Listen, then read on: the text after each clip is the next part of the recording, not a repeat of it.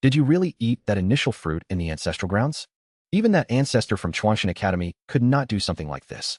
Mo Xinghe at the side was utterly shocked. He knew very well how terrifying that initial fruit was. Countless powerhouses had burst apart and died trying to consume it. Without exception. He guessed that my stats must be more than double those of peers in the same class. Yet Ning Tairan just smiled in his heart. He knew what I had experienced during my second class advancement. Though he did not know my exact stat numbers, he was well aware that my stats were far beyond simply being double those of same-level peers. Afterward, I returned to Zishan Courtyard. When Bai Shin learned of this, he leaped up in an instant. Damn it, wouldn't your total stats exceed 370,000 then? Other level 45 intermediate legendary grade practitioners only have around 1.1 million total stats. He was beyond shocked. On the very first day I returned to the Origin battlefield, I was ambushed by the dragon race. They dispatched an entire Wyvern Legion, and even sent out an entity on the same level as a divine grade powerhouse. They thought they could kill me on the spot this time. Yet the strength I displayed shocked even the Dragon King of the dragon race. It turned out that after I emerged from the Genesis ancestral grounds passing all trials, my stats had increased massively. My total stats reached over 370,000, surpassing 3 times those of legendary grade professionals at the same level. Even Bai Yuan was startled by my stats. Meng Anwen even believed my existence was like a towering peak, showing future generations the absolute limit we can reach. Even though you are still only an advanced practitioner right now, when you eventually undergo your 3rd advancement and transform into a god, you will surely be the peak of the entire human race. Although we don't know exactly how strong Super Divine Grade is, I believe that by level 97, you'll be able to challenge Super Divine Grade experts. Hearing this, I was somewhat overwhelmed by the praise. I didn't expect Meng Anwen to think so highly of me. One must realize that in the later stages, even a single level difference results in a massive gap in strength. Therefore, challenging opponents of a higher level becomes increasingly difficult. At that moment, Bai Yuan spoke up. Based on your current stats, combined with the Elemental Divine Stone and the Divine Blood Potion, the probability of your professional sublimation during the 3rd advancement already exceeds 70%. But even so, it's still not entirely guaranteed. Currently, there is only one treasure that can significantly increase the chance of professional sublimation. That person from Chuanshan Academy obtained this treasure when they were ascending to Divine Grade. The fact that your sister achieved professional sublimation twice is likely related to this treasure. The only problem is that we don't know where to get it. As he spoke, Bai Yuan looked troubled. The old man is very tight-lipped. Even if I asked him, he might just give me a beating. Hearing this, Meng Anwen smiled. Actually, there's no need to ask, as I can deduce it. Before obtaining that treasure, he visited the core area of the upper realm of the eternal battlefield. So, I suspect that treasure is related to the boss in that core area. Bai Yuan and Yin Yan's eyes lit up. Coincidentally, that boss wants to make a deal with Xiaoyu. When the time comes, Xiaoyu can ask it personally. I nodded. I told them that once I reach level 50, I planned to head to the eternal battlefield. Just then, my communicator suddenly received a distress signal from Shi Xing'an. I immediately told Bai Yuan and the other about it. But the moment the teleportation ended, a barrage of lightning attacks rained down on me. My bone armor shattered with a brilliant flash of light. The remaining damage was all transferred to the skeletons. Immediately after, Bai Yuan's aura surged, and he blocked all the attacks. However, in that half-second, I still took nearly 1,000 attacks. Seeing this, Bai Yuan hurriedly asked if I was okay. I shook my head and told him I was fine. Even without his protection, they couldn't hurt me. You see, my constitution stats have been greatly improved, and I have immunity to various elements, especially my light and lightning resistance, which have reached 80%. Combined with my innate 500% damage reduction, I have a total of 25 times damage reduction against lightning attacks. The remaining damage was transferred to the Undead Legion. Just then, the sky turned pitch black. 10 Dragon Race warships were floating in the air, and more Dragon Race warships were approaching from the distance. The magic crystals on the warships flashed with intense light, firing off beam after beam of light. The previous wave of attacks was clearly just an appetizer. Now comes the main course. But attacks of this level still couldn't break through Bai Yuan's defensive shield. Seeing this, I finally realized that all of this was a trap set for me. The distress signal from earlier was intentionally sent by the Dragon Race. But for them to be able to send me a message using Shi Xing'an's communicator, this meant that Shi Xing'an was indeed in danger. Furthermore, the Dragon Race actually knew about the relationship between me and Shi Xing'an. This indicated that someone within the human race had colluded with the Dragon Race. Just as I was thinking, a gigantic Dragon Race figure charged over at high speed. Wielding a long spear, it slashed down directly at my head. Feeling the aura emanating from the opponent, my pupils suddenly contracted. The dragon race before me turned out to be at the same level as divine-grade powerhouses. However, Bai Yuan burst into laughter upon seeing this. He never expected even the dragon chief to be dispatched. The dragon race really thinks highly of you, Xiaoyu. With that, he threw a punch. The terrifying force sent the dragon chief flying thousands of meters away. Immediately afterward, Bai Yuan charged straight toward the dragon chief with wild laughter. He had not fought in a long time. He could take this opportunity to have a good fight. Meanwhile, I immediately released my entire undead legion. At the same time, I cast the Decay Curse skill. In an instant, all members of the dragon race were affected by the curse effect. The level 45 Decay Curse reached a range of 7,500 meters after talent amplification. It almost enveloped the entire battlefield. This included the dragon race inside the warships. Even the dragon chief, who was battling Bai Yuan, did not escape unscathed. Under the curse, all enemies suffered a 125-fold slowdown. At the same time, it came with a 17.5-fold damage increase. Even though the dragon race naturally possessed extremely strong immunity to curses, their speed was at least 3 times slower than usual at this moment. The damage they received also increased by more than double.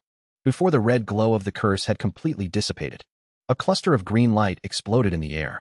Instantly, toxic poison swept across the entire battlefield. All members of the dragon race are poisoned simultaneously. The level 45 Toxic Star Ring skill is terrifyingly powerful. It deals damage equivalent to 22,500 points of strength per second to enemies. The duration lasts up to 5,000 seconds. Furthermore, most of the dragon race members on the battlefield are between level 50 and 60. In just 2 or 3 seconds, they sustain severe injuries. Even though the healers of the dragon race constantly cast healing spells, it is all in vain. Soon, a massive number of the dragon race begin to die en masse. The first to perish are the weaker soldiers inside the dragon warships. The out-of-control dragon warships begin crashing one after another. In the blink of an eye, all 20 dragon warships are destroyed. The external dragon race soldiers are also falling continuously. Meanwhile, their corpses become my powerful weapons. The corpse explosion skill is continuously performed across the battlefield. Soon, the majority of the dragon race are killed by me. Upon seeing this scene, the dragon king of the dragon race starts roaring frantically.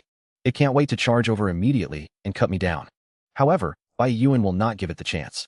At that moment, my pupils suddenly constrict. Monstrous killing intent rises in my eyes. Right after, I lead the undead legion and rapidly charge forward. The skeleton warriors are dragging corpses in their hands. Because from afar, I spot the figure of Shishingen. He is bound by iron chains to a giant pillar. Furthermore, his life aura is very weak. He could die at any moment. Yet upon seeing the skeleton army, Shishingen panics. He knows the dragon race used his communicator to send me a message. Their sole purpose was to lure me over and kill me.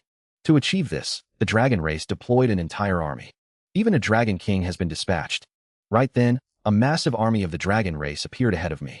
12 dragon clan generals above level 70 led the charge into battle. Seeing this, a cold smile played at the corner of my mouth. In my eyes, they were simply military merit waiting to be claimed. After becoming a divine general, my military merit had already reached 80 million. I was only 20 million short of advancing to a 1-star divine general. Between the dragon race warriors I had just wiped out on the warship, and the incoming dragon clan generals and troops, it should be more than enough. So I raised my hand and cast the skill Decay Curse once again. In a second, the entire dragon race army slowed down drastically. At the same time, corpse after corpse of dragon race soldiers flew toward them. Seeing this, the dragon clan generals all showed expressions of fear. They finally remembered that I possessed an extremely terrifying area of effect skill. So they ordered the dragon race soldiers to attack the corpses and keep them from coming close. At the same time, they swept out sweeping flashes of spear energy to tear the corpses apart in midair. Seeing this, I just smiled. Even if the corpses were blocked, did they really think my undead legion could not create new ones? So I ordered the skeleton archmages and skeleton sharpshooters to begin their attack. In an instant, elemental explosions and a barrage of arrows engulfed the dragon race army. In just a flash, a large number of dragon race warriors were killed. Seeing the combat power of the undead army, the dragon clan generals wore looks of utter shock. The attack power of these skeletons is actually comparable to ours. Although the intelligence reports stated that his undead legion was very strong, we never expected it to reach this level. They finally realized that I had become even stronger. Right at that moment, an explosion made the expressions of the dragon clan generals shift drastically. The next second, a terrifying area of effect skill descended once more. The dragon clan general fell like harvested wheat. Seeing this, the dragon clan general turned and fled without hesitation. However, I had no intention of giving them a chance. Army strengthening skill was instantly activated. At the same time, soul flames struck one after another. Several Dragon Clan generals let out miserable screams on the spot before plummeting from the sky. Meanwhile, the military merit badge on my body emitted a faint glow. Despite my status as a junior practitioner, I laid the foundation for a super divine powerhouse. Not only did I successfully awaken the most terrifying god-slaughtering domain, I even became the first genius in a million years to achieve full divine energy. Yet the human race wanted to use the hands of the dragon race to put me to death. It turned out that when Bai Yuan and I came to the origin battlefield to carry out a rescue, we discovered that all of this was a death trap set specifically for me by the dragon race. They thought they could trap me in the origin battlefield for good this time. But when I displayed my true strength, the 12 Dragon Clan generals over level 70 turned and fled without the slightest hesitation. How could I let such easy military merit slip away? Greeting them next was the berserk attack of the skeleton archmage. In an instant, 12 kill notifications popped up continuously. Each Dragon Clan general provided me with 7.1 million experience points and 100,000 points of military merit. At the same time, the military merit badge on my body shone brightly. A golden star slowly emerged. From this moment on, my military rank was elevated to a 1-star divine general. My experience also directly increased from 2% to 20%. Yet Shi Xingyan, who had escaped death by the skin of his teeth, felt rather guilty. He had originally come to the origin battlefield to clear dungeons. He never expected to be ambushed by the dragon race along the way. He was almost killed. Right at that moment, a massive surge of energy erupted in the distance. Then, Bai Yuan flew over carrying a shattered corpse. The dragon chief is nothing special. Not durable at all. Bai Yuan then produced a hexagonal gemstone. This gemstone was extracted from the body of the dragon chief.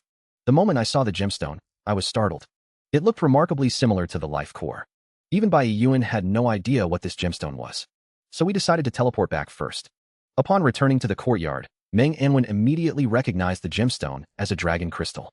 Dragon crystals can only be nurtured by dragon chiefs. Both dragon crystals and demon king cores are materials used to craft legendary grade jewelry. Pity that this dragon crystal came from a low-tier dragon chief. The dragon race and the demons are both divided into low, middle, and high tiers. Low-tier dragon chiefs correspond to human practitioners between level 90 and 92. Therefore, the energy inside this dragon crystal is not very strong. Although dragon crystals can be used to forge legendary grade jewelry, they are merely one of the main materials. They also require numerous extremely rare auxiliary materials.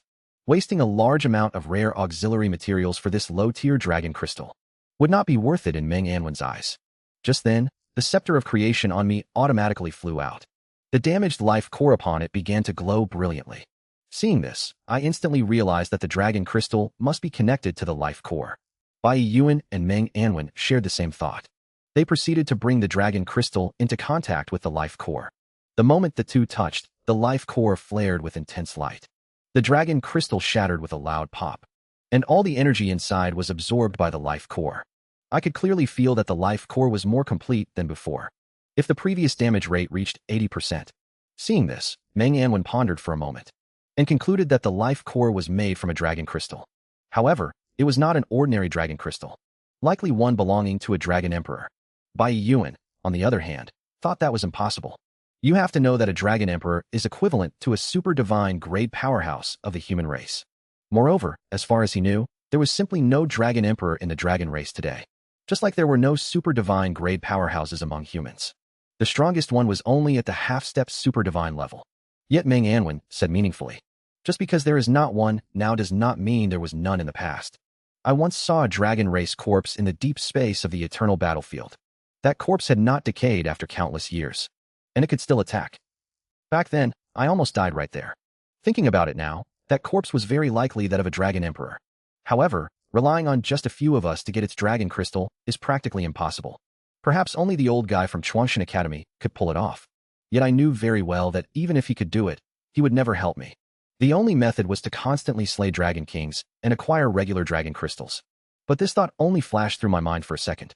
My current strength is not even enough to defeat the lowest ranking dragon king, let alone completely repair the life core. However, Meng Anwen told me there was still another place to get a large number of dragon crystals. In the deep space of the eternal battlefield, there are patches of dragon race graveyards.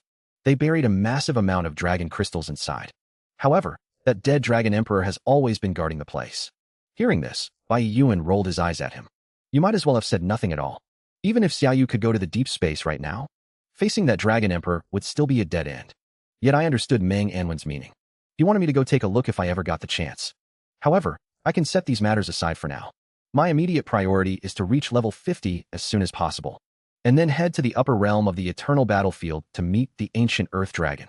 Therefore, I went to the dungeon hall alone and began to solo the Beast God Plateau dungeon. Before reaching level 50, this dungeon is the best leveling spot. Furthermore, I am already extremely familiar with it, which can significantly boost my leveling efficiency.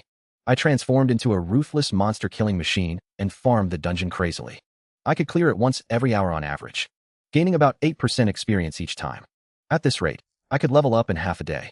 However, I knew this leveling speed was limited to before level 50. Once I reached level 50, without large dungeons with ultra-high experience like the Beast God Plateau, my leveling speed would drop drastically. It would take dozens of dungeon runs just to level up once. At that moment, I envied my sister Lin Mohan a little.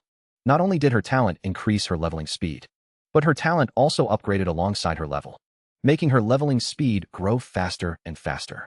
Just as I was working hard to farm dungeons and level up, a storm of blood and slaughter was brewing on the Origin battlefield.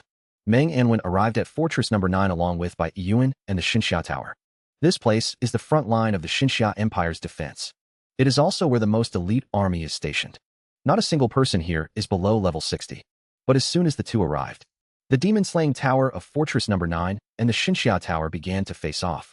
Both the demon-slaying tower and the Xinxia Tower are legendary-grade weapons, and they are evenly matched. Bai Yuan was holding a list in his hand. Those whose names were called turned pale with fear. Moreover, these people all held high-ranking positions within the military. Just then, 3 figures soared into the air, carrying terrifying auras. Each of them was an awe-inspiring divine general. The highest ranking among them was a 4-star divine general. They were 3-star divine general Wang Lin, a level 92 divine knight, 3-star divine general Wei Song, a level 92 divine warrior, and 4-star divine general Xia Xiais, a level 93 divine mage. Although they were slightly inferior to Bai Yuan and Meng Anwen, divine generals share a similar status. Thus, the 3 divine generals of Fortress No. 9 could stand as equals with Bai Yuan. Bai Yuan then informed them that everyone on the list was a member of the Demon Worship Society. Upon hearing this, Xia Xiais immediately shouted in anger. Bullshit. What right do you have to call them members of the Demon Worship Society? This was because several people on the list were his own men. If those people were part of the Demon Worship Society, it would mean he likely had a connection to them as well. But Bai Yuan simply gave him a disdainful glance. You seem to have forgotten what I do. Hearing this, Xia Xiais was visibly shaken. He finally remembered Bai Yuan's other identity. He controls a very secretive military unit. This unit is specifically responsible for intelligence gathering. In other words, Bai Yuan possesses the most extensive intelligence in the entire country. Since Bai Yuan said the people on the list were problematic, then they almost certainly are. Although Xia Xiais mostly believed him, he remained stubborn and asked Bai Yuan for evidence. However, Bai Yuan stopped indulging him. My word is the evidence, he declared. As he spoke, a sudden surge of killing intent erupted from him. The massive aura he released put immense pressure on all 3 of them, making their expressions turn grim. The 3 of them finally realized that the gap between them and Bai Yuan was far from small. They even felt that even if they combined their strength, they might not be a match for him. After all, there was a difference of 2 or 3 levels between them. But just then, an aura equal to Bai Yuan's rose from the fortress. A white-haired old man slowly ascended into the air. His appearance instantly blocked Bai Yuan's aura. I and the Abyss Demon King faced another epic clash. Even though my level was nearly 50 levels lower than his, I still braced myself to fight back, because this was the best opportunity to test my own strength. It turns out that just a moment ago, Bai Yuan and Meng Anwen had personally arrived at Fortress No. 9 to purge the Demon Worship Society. However, they were jointly blocked by 3 divine grade experts from the military. However, Bai Yuan's strength already far surpassed theirs.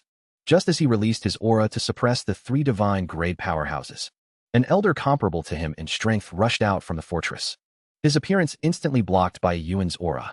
The elder was named Yi Hao, also a top-tier level 95 divine grade powerhouse. His seniority was even higher than Bai Yuan's, belonging to the generation of Bai Yuan's father. Seeing the newcomer, Bai Yuan let out a cold snort. Old man, do you intend to stop me as well? However, Yi Hao shook his head. Since you have already investigated clearly, there can be no mistake. Not to mention that Shun is here too.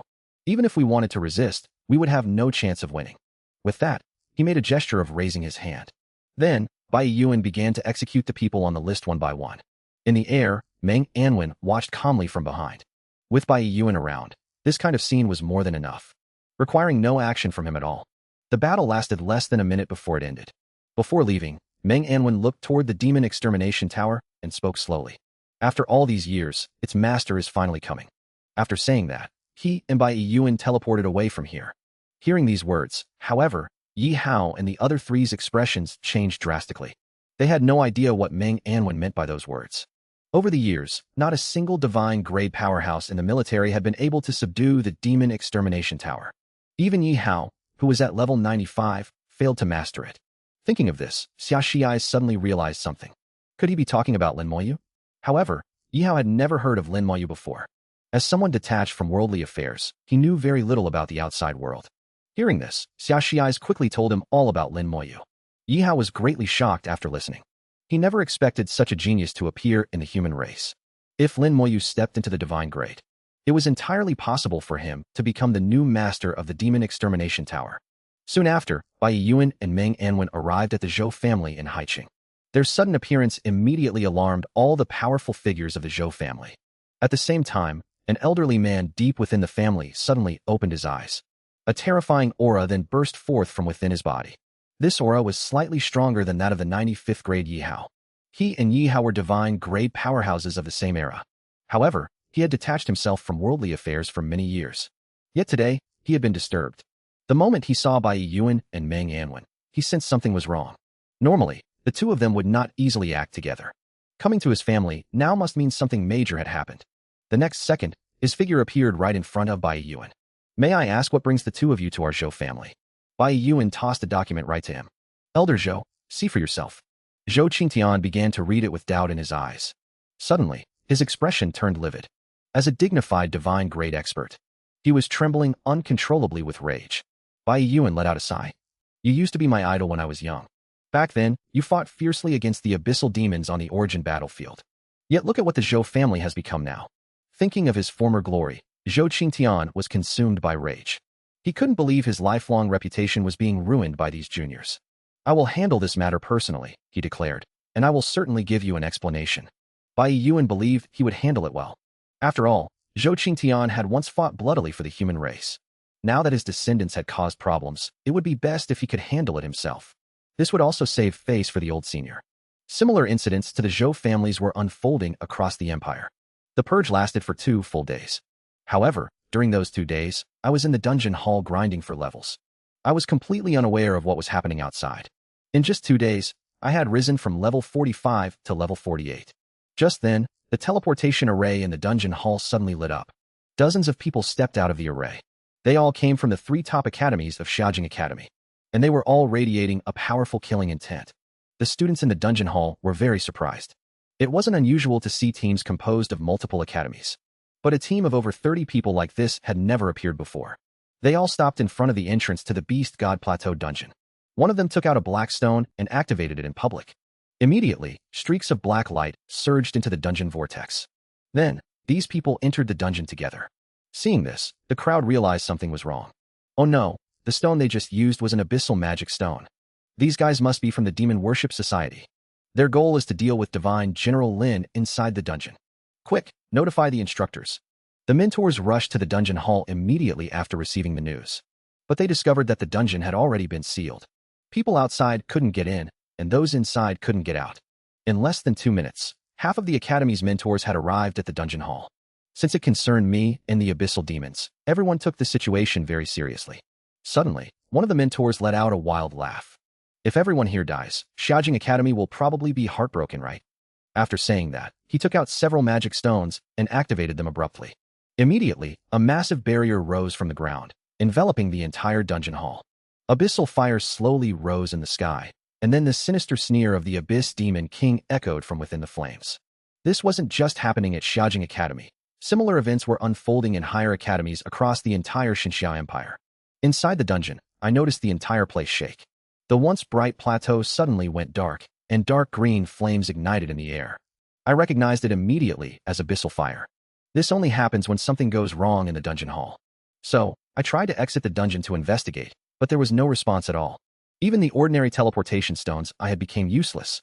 The only one that still worked was the teleportation stone to the abyss.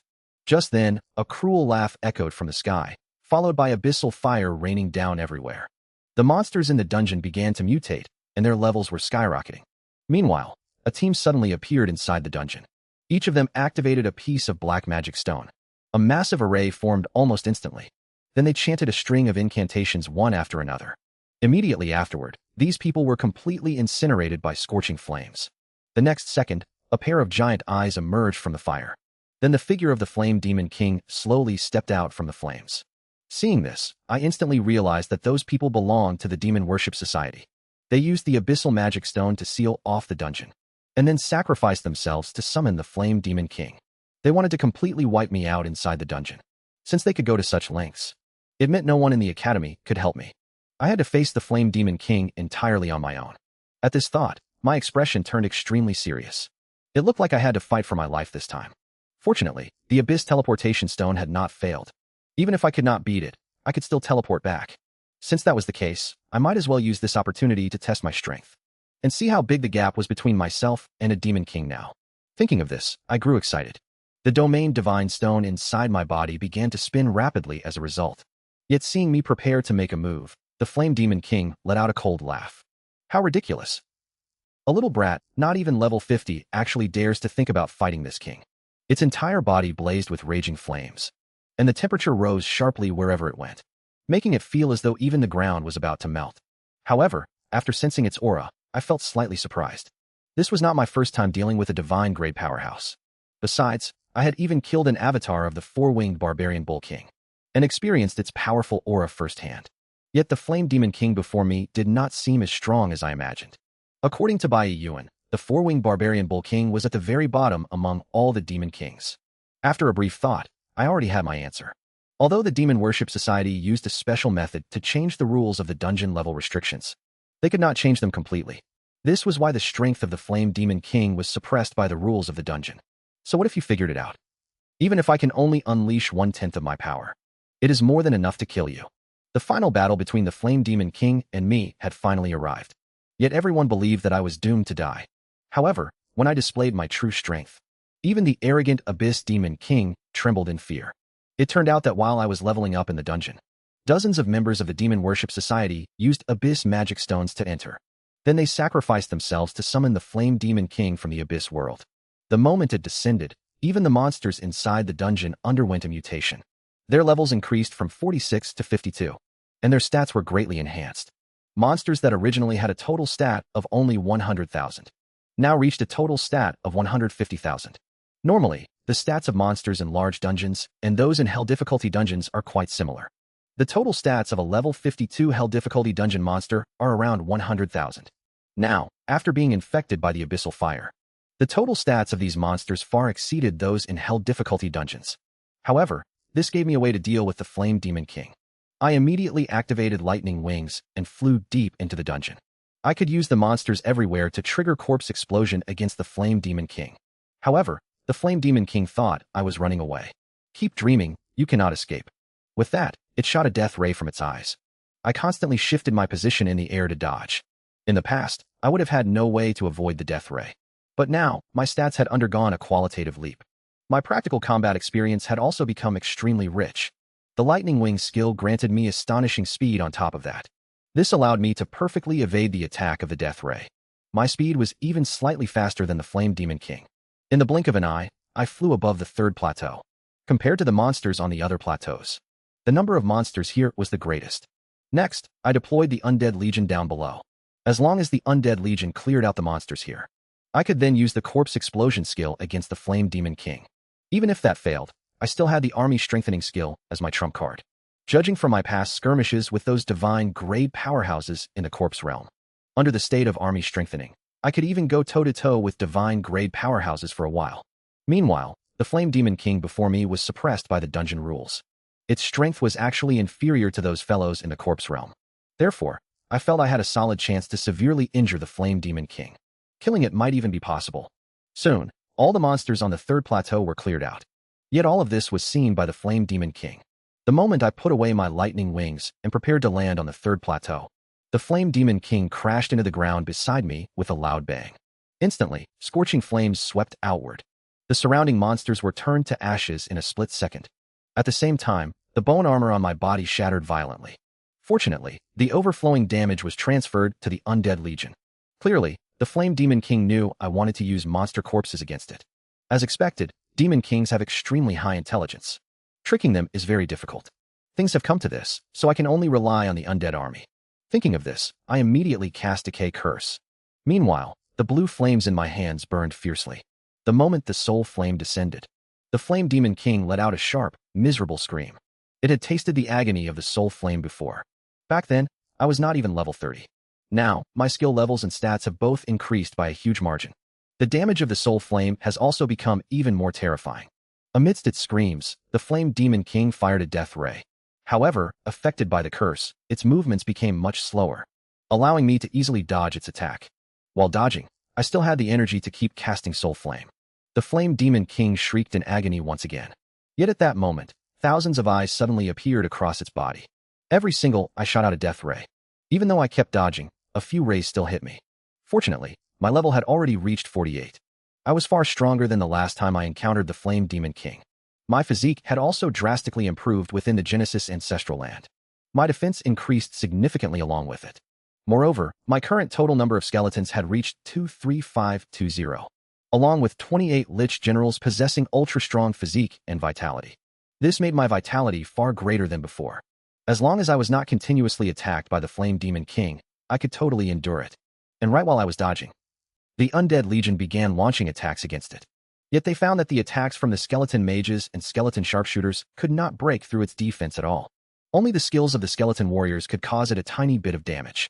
Clearly, the attacks of the skeletons were far too weak for a Demon King grade existence. When it came down to it, I was still just a practitioner under level 50. In front of a level 90 Demon King, I was nothing. Meanwhile, the instructors at the dungeon hall all sensed the aura of the Demon King. This is bad. An Abyss Demon King has actually appeared inside the dungeon where Lin Moyu is located. Now the dungeon has even been sealed by members of the Demon Worship Society using Abyss Demon Stones. We cannot even go in to rescue him if we wanted to. Let us hope he can hold out until the divine gray powerhouses of the human race shatter the barrier and seal. Meanwhile, those who held grudges against me started making sarcastic remarks on the side. You are giving him way too much credit. With his level, running into an Abyss Demon King means he will only get killed in seconds. How could he possibly stall for that long? On the other side, Flame Demon King looked at my strength with utter disdain. It seems I overestimated you. Turns out your strength is nothing special after all. With that, it burst forward and charged straight at me. Meanwhile, the origin rune on the back of my hand glowed brightly. Army strengthening skill activated instantly. In a split second, the stats of the skeletons received a massive boost. The original 4-dimensional stats of the skeleton berserker were 190,000. Under the army strengthening state, they soared to 570,000. Combined with the 40% boost from Lich General, the 4-dimensional stats instantly reached nearly 800,000. The mental stats of Skeleton Archmage reached as high as 1.3 million. The stats of the Skeleton Sharpshooter also skyrocketed. Aside from the massive stat surge, all damage dealt by the skeletons increased by 500%. Overall, the total amplification exceeded tenfold. The physique of Lich General even reached 1.4 million. Its defense underwent a qualitative leap. Then, the Skeleton Berserker brandished its giant blade and unleashed Berserk Strike with devastating force. It could deal 500% strength damage to the target, adding the 5-fold damage from army strengthening. A single strike could inflict 20 million points of strength damage. The defense of Flame Demon King was torn apart like a piece of paper. Black blood carrying roaring flames splattered across the air. At that moment, Flame Demon King finally realized this was my true strength. It even felt like it might die right here. Thus, it tried to take flight and escape.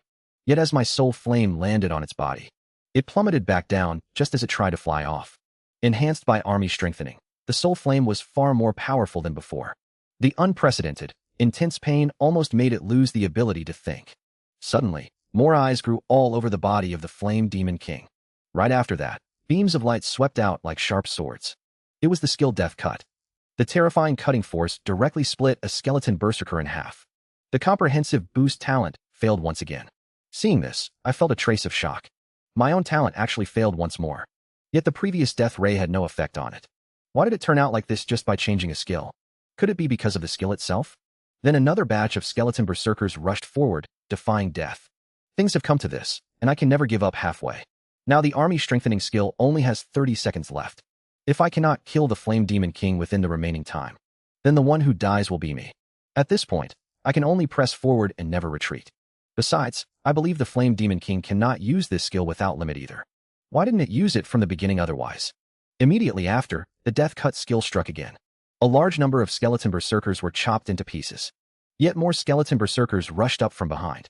Under the continuous sweeping of the Death Ray, at least over 3,000 skeleton berserkers were killed.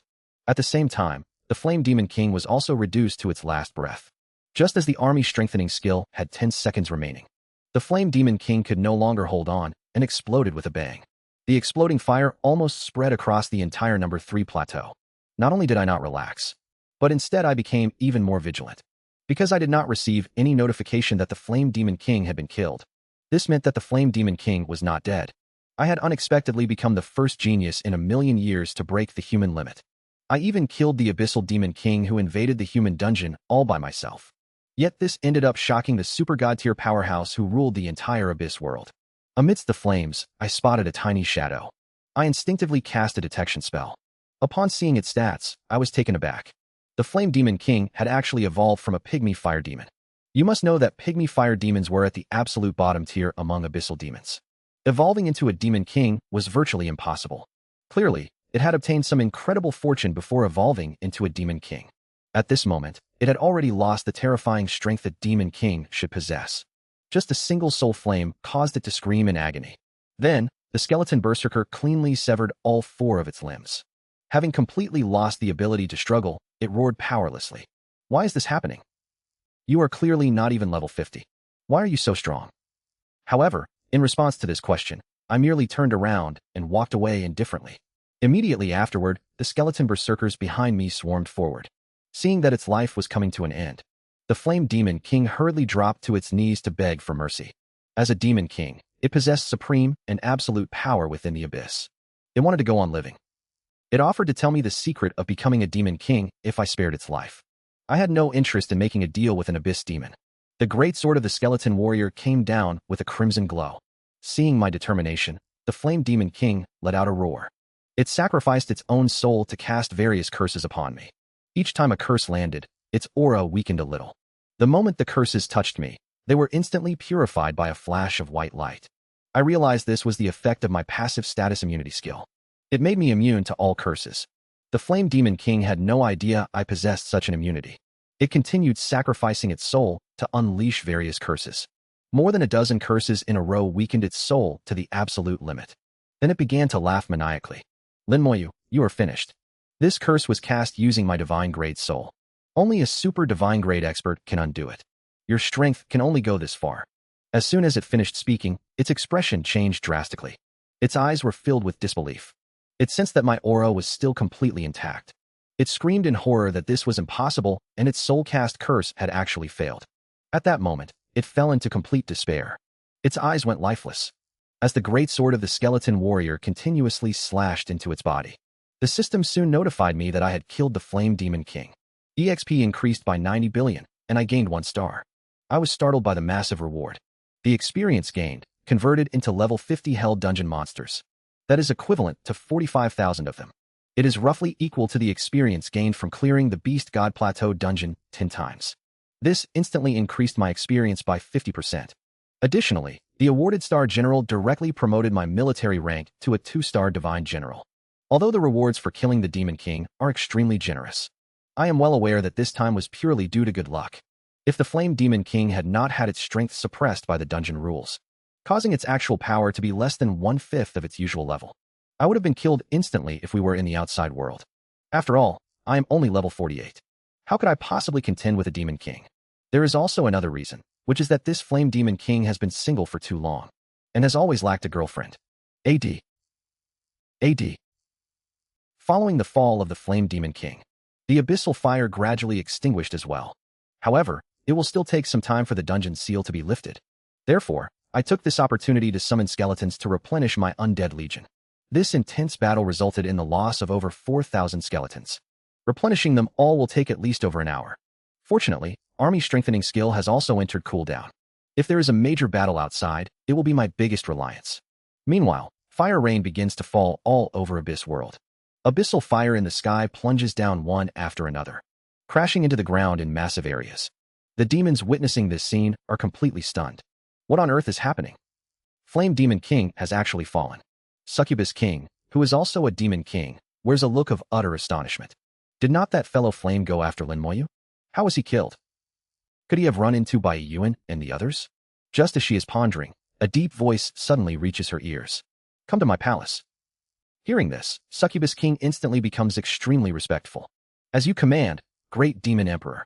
At this moment, the fierce battle inside Xiaojing Academy has just ended as well. The situation inside is similar to the dungeon. Dozens of Demon Worship Society members sacrificed themselves to summon an Abyss Demon King. However, they miscalculated the situation. This is one of the top academies among the human race. It harbors powerful figures who have lived in seclusion through the generations.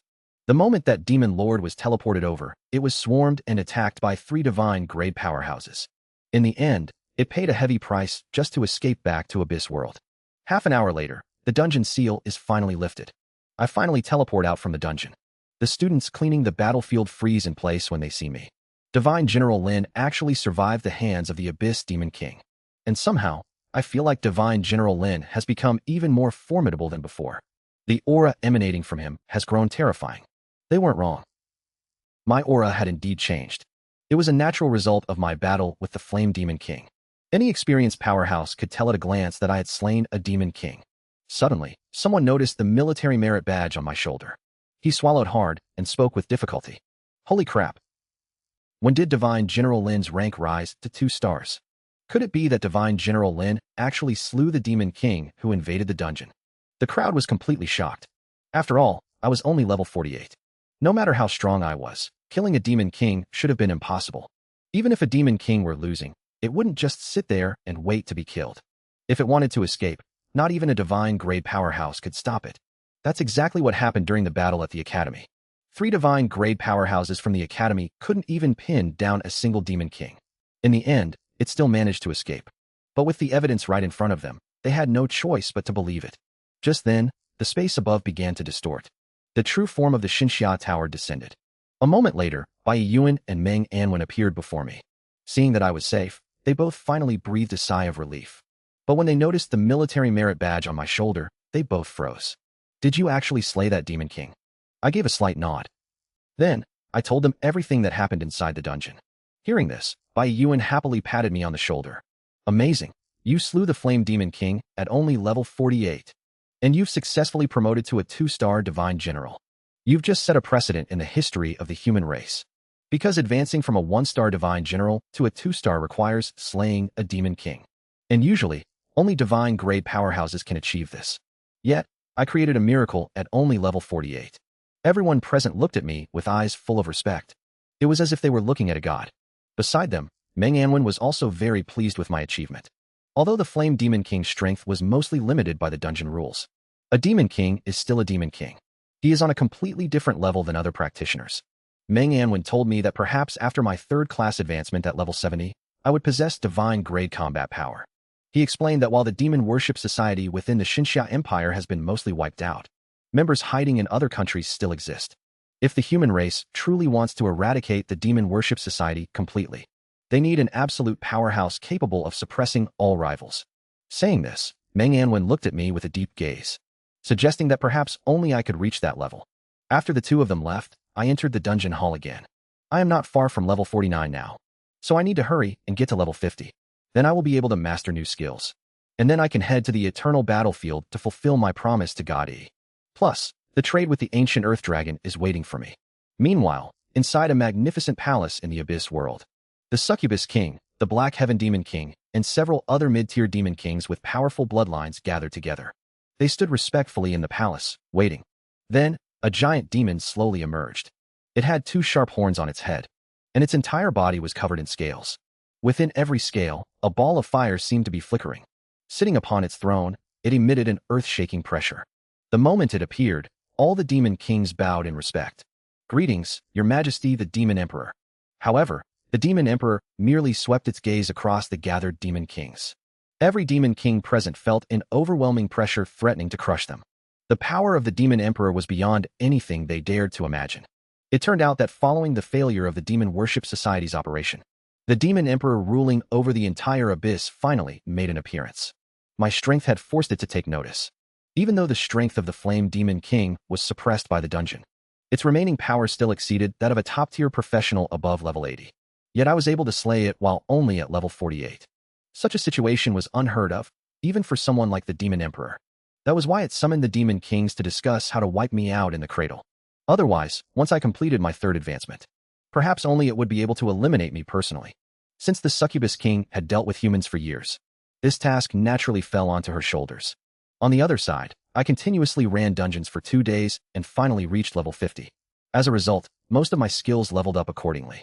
Even my comprehensive boost talent increased from 50 times to 60 times. However, the experience required for my further leveling increased once again. Even large dungeons like the Beast God Plateau could no longer meet my leveling requirements. Each run only increased my experience by 1%. Therefore, I decisively gave up on continuing to grind levels. What I needed to do next was to quickly awaken new skills, and then head to the eternal battlefield once again. I headed to the military exchange and consigned all the gear I had accumulated over this period. I only kept a few gold rank equipment pieces with decent attributes. Then I used the gold from selling the equipment to buy junior skill scrolls. Medium skill scrolls cost 10 million gold coins each at the exchange. I bought 1,000 of them all at once. As for glowing medium skill scrolls, they were simply unavailable for purchase. I only had 4 of them left on me. So even at level 50, I could not afford to use them recklessly. I had to rely on the sheer quantity of medium skill scrolls to compensate. Just as I returned to White God Courtyard, I happened to run into Dongfang Yi, who had come to apologize over the Corpse Realm incident. Upon seeing me appear, Dongfang Yi's pupils suddenly constricted. He noticed 2 extra gold stars on my military merit badge. He naturally understood what a 2-star divine general represented. He had previously heard rumors that I had slain the Flame Demon King inside the dungeon, though he had never dared to believe it. After all, for someone under level 50 to kill a Demon King sounded like sheer fantasy. Yet at this moment, he finally believed it. The military merit badge on my chest did not lie. After exchanging a few polite words, he left White God Courtyard. Once he was gone, Bai Yuan was practically grinning from ear to ear. He had extorted quite a few good items from Dongfang Yi. It was even enough to cover the materials I needed for my level 73rd class promotion. Among them were the glowing medium skill scrolls I needed, and there were 10 whole pieces. In addition, there was a glowing advanced skill scroll. Advanced skill scrolls were already exceptionally expensive, and glowing advanced skill scrolls were entirely priceless. Up until now, I only had 1. Even the entire Imperial family doesn't have many of them. Since I can automatically master skills if I complete the class sublimation during the 3rd advancement at level 70, there's no need to waste a high-level skill scroll. Similarly, skill scrolls aren't needed when evolving into a god at level 90.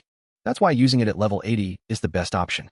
Afterward, I started using intermediate skill scrolls to awaken my skills. Activating intermediate scrolls creates a much bigger stir than low-level ones. The aura they emit is also far more powerful than that of primary scrolls.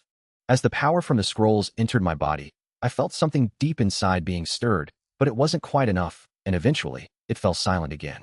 Although 10 skill scrolls didn't help me awaken any new skills, they did make me feel something different. It was a feeling I'd never experienced before. Without hesitation, I activated another 10 skill scrolls. Next, I did not hesitate to activate 10 more skill scrolls. That strange sensation appeared once again, and it was even clearer than before. Yet it still seemed to be lacking just a little bit. Taking advantage of the feeling before it faded, I activated the scrolls once more. After 5 consecutive activations, I felt the restless power stirring within my body. Seeing this scene, Meng Anwen's expression changed drastically. Xiaoyu seemed to have sensed the skills inside her body. Bai Yuan also wore a look of utter disbelief upon hearing this. This cannot be possible, right? You must know that sensing the source of skills is something only achievable after level 80. Meng Anwen shook his head and did not speak, although he also felt that such a thing was completely impossible. What happened right before their eyes forced them to believe it. Right at that moment, I activated another 15 skill scrolls. The power I had sensed also completely awakened. The system prompted that I had acquired the skill Undead Wings. It grants myself and my summons the ability to fly within 1 second. Flight speed and cooldown are determined by the skill level. At the moment the prompt sounded, I finally understood that what I had sensed was indeed a skill. Yet this kind of situation had never occurred when I awakened my skills at level 30.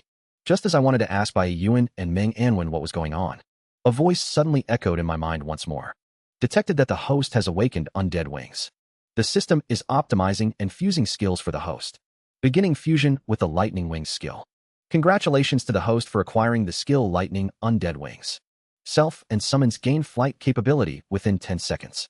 Cooldown is 10 minutes. The higher the skill level, the faster the flight speed and the shorter the cooldown. Seeing this, I was overjoyed. The optimized skill duration is 10 times longer than before the fusion. It also benefits from talent bonuses. Calculated this way, a level 1 skill grants 10 minutes of flight time. The cooldown has also dropped from 60 minutes to 10 minutes. It is practically without any cooldown. Now, I just need to raise the skill level to increase the flight speed. I originally wanted to share this good news with Manhwa and Yuan first. However, I seem to be in a state of comprehension. This state greatly increases the probability of awakening my skills. So I activated another skill scroll.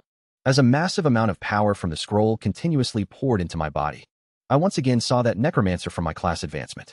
With just the point of his finger, a summon wreathed in flames appeared beside him the next second. The moment the summon appeared, flames shot into the sky. Immediately afterward, the enemies on the battlefield were all reduced to ashes. Even the terrifying giant dragons were no exception. As this vision shattered into pieces, a system prompt sounded in my ear the next second. Acquired the skill Summon Elemental Lich. Use items of different elements to summon corresponding elemental liches. The higher the item grade, the stronger the stats of the lich. The higher the skill level, the more liches can exist simultaneously. I noticed an extra stat in my attributes called Lich Space. The capacity shows 1. This means a level 1 skill can only sustain a single lich. Although the number is small. From the vision I just saw, this skill is extremely powerful. I believe the skills I awaken next will only get stronger. So I activated batch after batch of skill scrolls again. In the blink of an eye, a full 1,000 skill scrolls were almost used up. The feeling of skills awakening also became increasingly intense. I acquired the skill Bone Prison. Bone Prison binds a single target or multiple enemies, while also causing a paralysis effect. Bound enemies are unable to move or counterattack, and the damage they take is reduced by 50%. The bind duration is 1 second, which varies based on the enemy level and attributes, and also changes according to the number of enemies bound. Seeing this skill, I felt a surge of joy. I finally had a crowd control skill of my own. Even if the control duration was only 1 second. After my talent bonus, it became 60 seconds.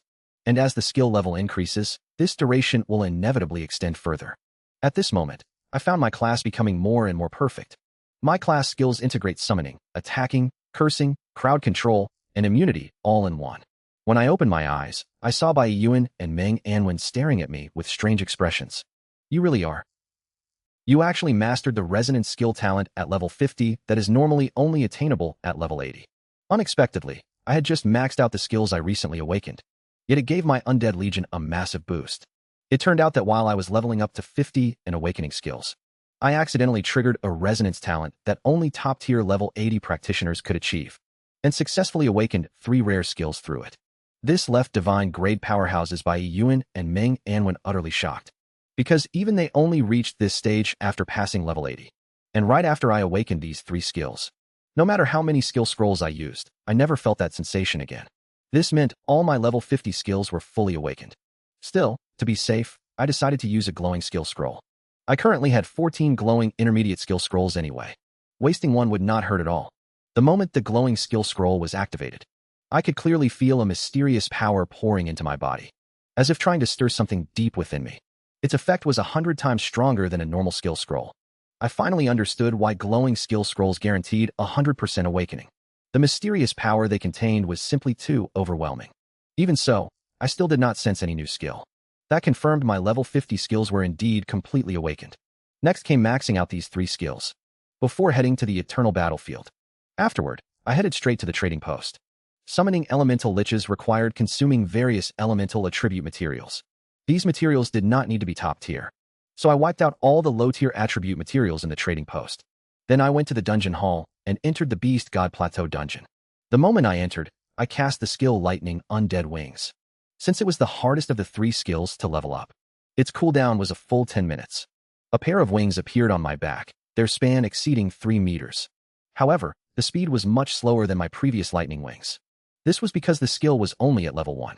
Once I raised its level, the speed would definitely surpass before. While waiting for Lightning Undead Wings to cool down, I began continuously summoning elements. When the fire elemental materials were almost depleted, the skill finally reached level 10. After upgrading to level 10, the summoned elemental lich also changed. A fiery red halo appeared on its body. This halo was called the Witch Fire Aura. It could be applied to all members of the Undead Legion. It dealt fire damage to all enemies within a 100-meter range. The damage depended on the skill level and the stats of the lich. Seeing the characteristics of the halo, I was overjoyed. I did not expect that this Witch Fire Aura could actually affect the Undead Legion. Since the fire attribute lich had an aura, the elemental liches of other attributes should have one too. With this guess in mind, I summoned a wind elemental lich. Sure enough, a cyan halo also appeared on its body.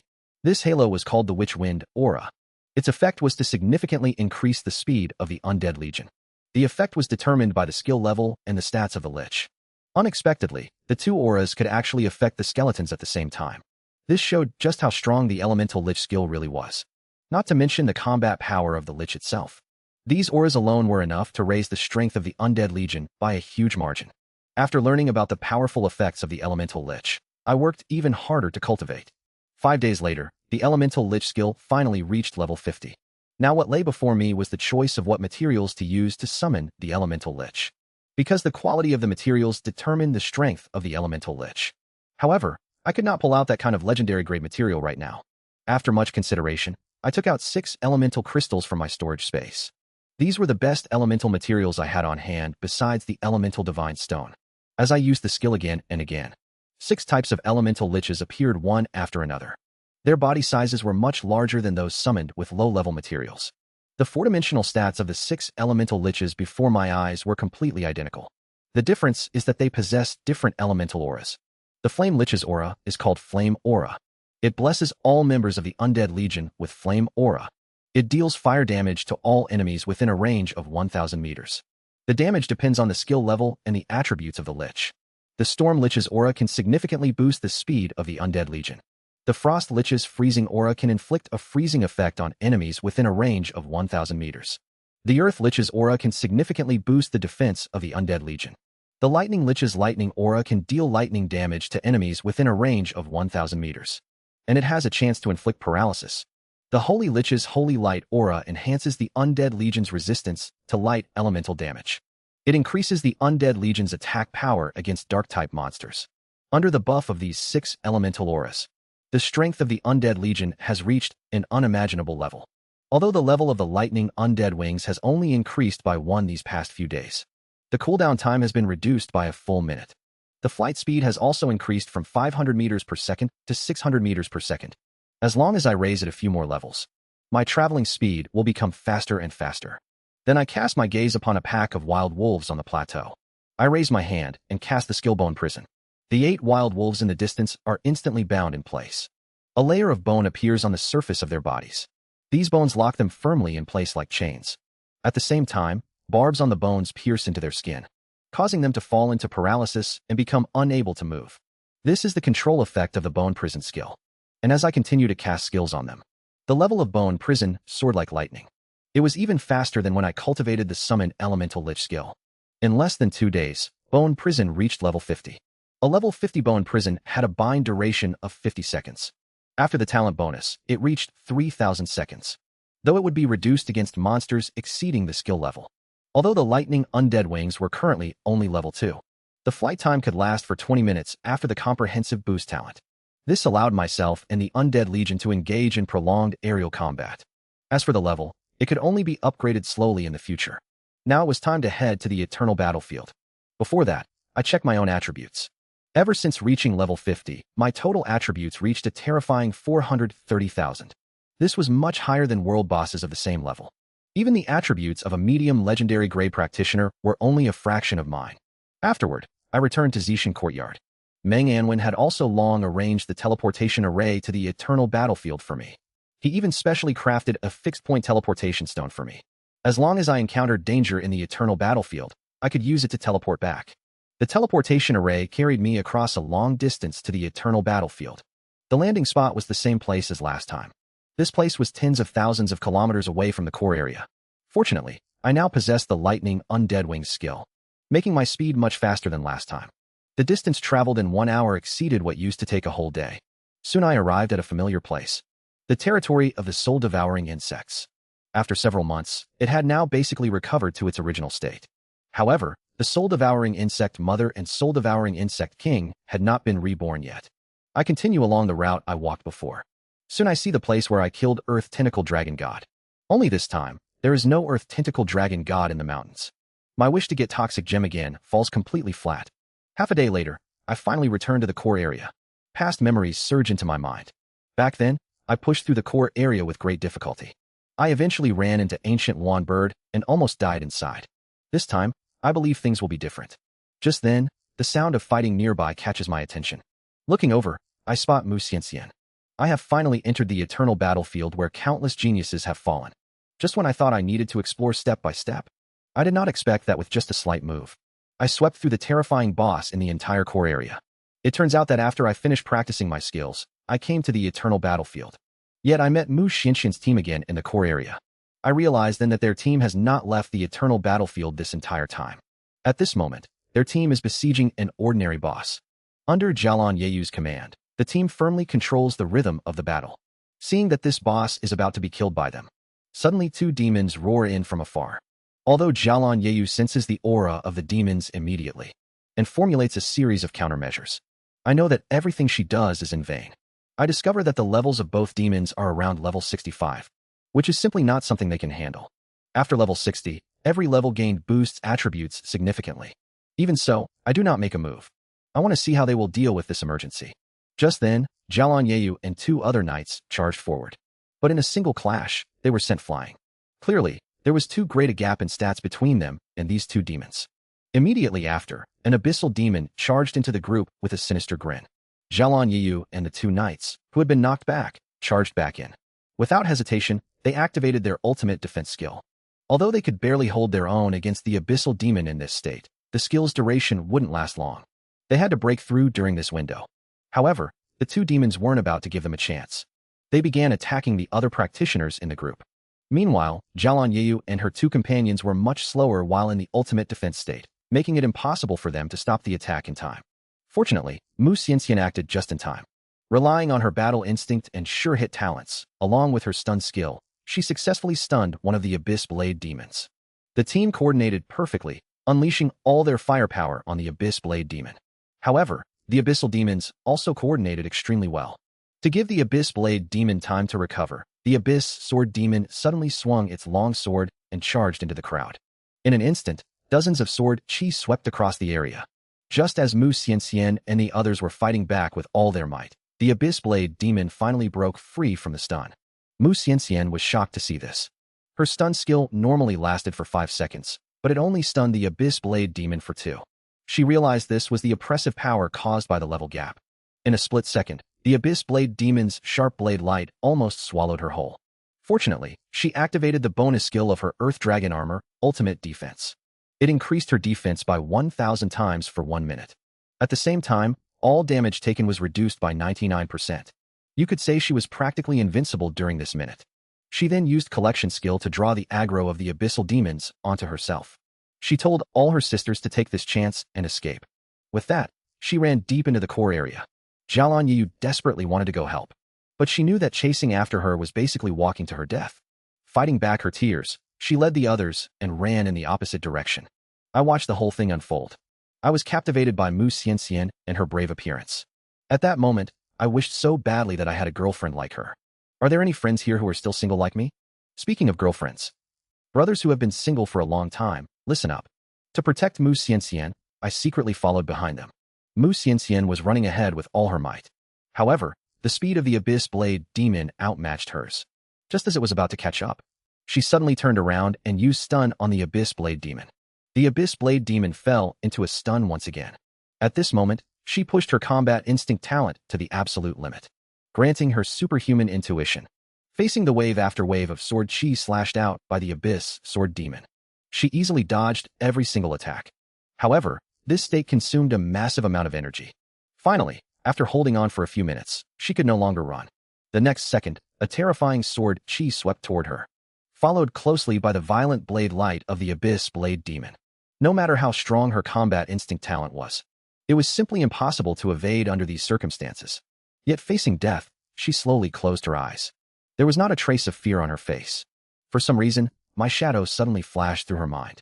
A moment later, the anticipated pain never came. When Mu Xianxian opened her eyes, a long-lost smile appeared on her face. A familiar figure had somehow appeared right in front of her. However, upon seeing me, the two abyssal demons just sneered evilly. A level 50 brat still trying to play the hero saving the beauty is truly asking for death. Yet I ignored them completely. I raised my hand to cast Decay, Curse, and Bone Prison. The triumphant expressions of the demons froze instantly. They found themselves completely unable to move. They could only watch as the skeleton berserker brought its massive blade down upon them. Ever since reaching level 50, the berserk strike of the skeleton berserker also advanced to level 2. It could deal damage equal to 600% of its own strength to the target. The cooldown is 10 minutes. Meanwhile, the strength attribute of the level 50 skeleton berserker reached a staggering 252,000 points. Combined with the Lich General's 50% boost. Combined with the 600% multiplier, a single strike delivers nearly 2.4 million points of power. Even a level 65 high-tier demon would be instantly killed. Seeing this, Mu Xianxian looked shocked. She couldn't believe that in the few months we'd been apart, my strength had become even more terrifying. Even a level 65 high-tier demon is like an ant before me. Then, Mu Xianxian quickly thanked me. "You've saved me once again," she said. "I have no way to repay your kindness." Hearing this, I waved my hand as if it were nothing. But inside, I thought she should give me something more practical. Without realizing it, my gaze fixed on her. She looked even more alluring than before. Mu Xianxian noticed my gaze. Her cheeks instantly flushed red. However, she had no intention of avoiding it. Just then, a loud roar snapped me back to reality. A massive boss appeared ahead. I immediately cast a detection spell. It turned out to be a level 64 elite monster. Its total attributes reached 500,000. It had a trait that reduced both elemental and physical damage by 50%. Its strength was not at all inferior to the Earth Tentacle Dragon God. This was the first time Mu Xianxian had seen such a powerful boss. She couldn't help but ask if I could defeat it. Seeing her look frightened, I teased her. "What should we do if I can't beat it?" But she replied with absolute determination. "If we cannot beat it, you escape. I will hold it back. I can still revive in the Hall of Heroic Souls if I die." Hearing this, I shook my head helplessly. This girl simply did not care about her own life. Then, a thought flashed through my mind. 20 undead legions materialized and completely surrounded the battlefield armored tiger. However, I did not let the skeletons attack immediately. I wanted to take this opportunity to test the elemental lich's aura. With a flash of fire, a flame lich appeared by my side in the next second. Immediately afterward, a blazing aura enveloped all members of the undead legion. At the same time, raging flames surged over the battlefield armored tiger, prompting it to let out a series of miserable screams. Clearly, the damage from the blazing aura was enough to inflict heavy injuries on it. Next, a lich radiating a chilling aura appeared by my side. A cyan aura simultaneously appeared on the skeletons. The battlefield armored tiger, previously scorched by flames, now fell into a frozen state. Its speed slowed down by at least 2 or 3 times. No matter how it tried to activate its skills, the freezing effect remained. It seemed that the freezing aura possessed a curse-like ability, and it apparently could not be cleansed, unless one possessed status immunity like I did. Shortly after, a lich crackling with lightning emerged. For a moment, lightning flashed and thunder roared. Countless bolts of lightning rained down densely from the sky. In an instant, the armor on the armored tiger was blasted to pieces, eliciting a series of mournful wails. Realizing it was outmatched, it directly unleashed its strongest skill, Armored Clash. The overwhelming force forcefully tore a gap open in the encirclement of the skeleton berserkers. Then it fled without looking back. I just smiled at the sight. The next second, a storm lich shrouded in wind elements appeared. In an instant, the speed of the undead legion tripled at least. Within just a few seconds, it surrounded the battlefield tiger once again. There was no need to keep playing around now. Decay Curse came down on command. The skeleton berserkers rushed forward with their heavy blades. Soon, the battlefield armor tiger let out a final cry and crashed to the ground. The system notified me that I killed the battlefield armor tiger. Experience increased. Obtained 2 armored long spears.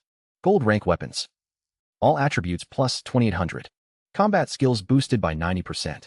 Comes with the skill Sweeping the Army. Hits all enemies within 5 meters. Has a chance to trigger stun. Cooldown time is 3 minutes. At this moment, Mu Xianxian had her attention entirely on the elemental lich. If only I had a summon like yours to keep as a pet. Revenge achieved. I never expected that using less than half my strength would reduce a boss that once could have instantly killed me to such a pathetic state. However, just as I was about to finish it off, that entity in the central zone suddenly intervened and saved it.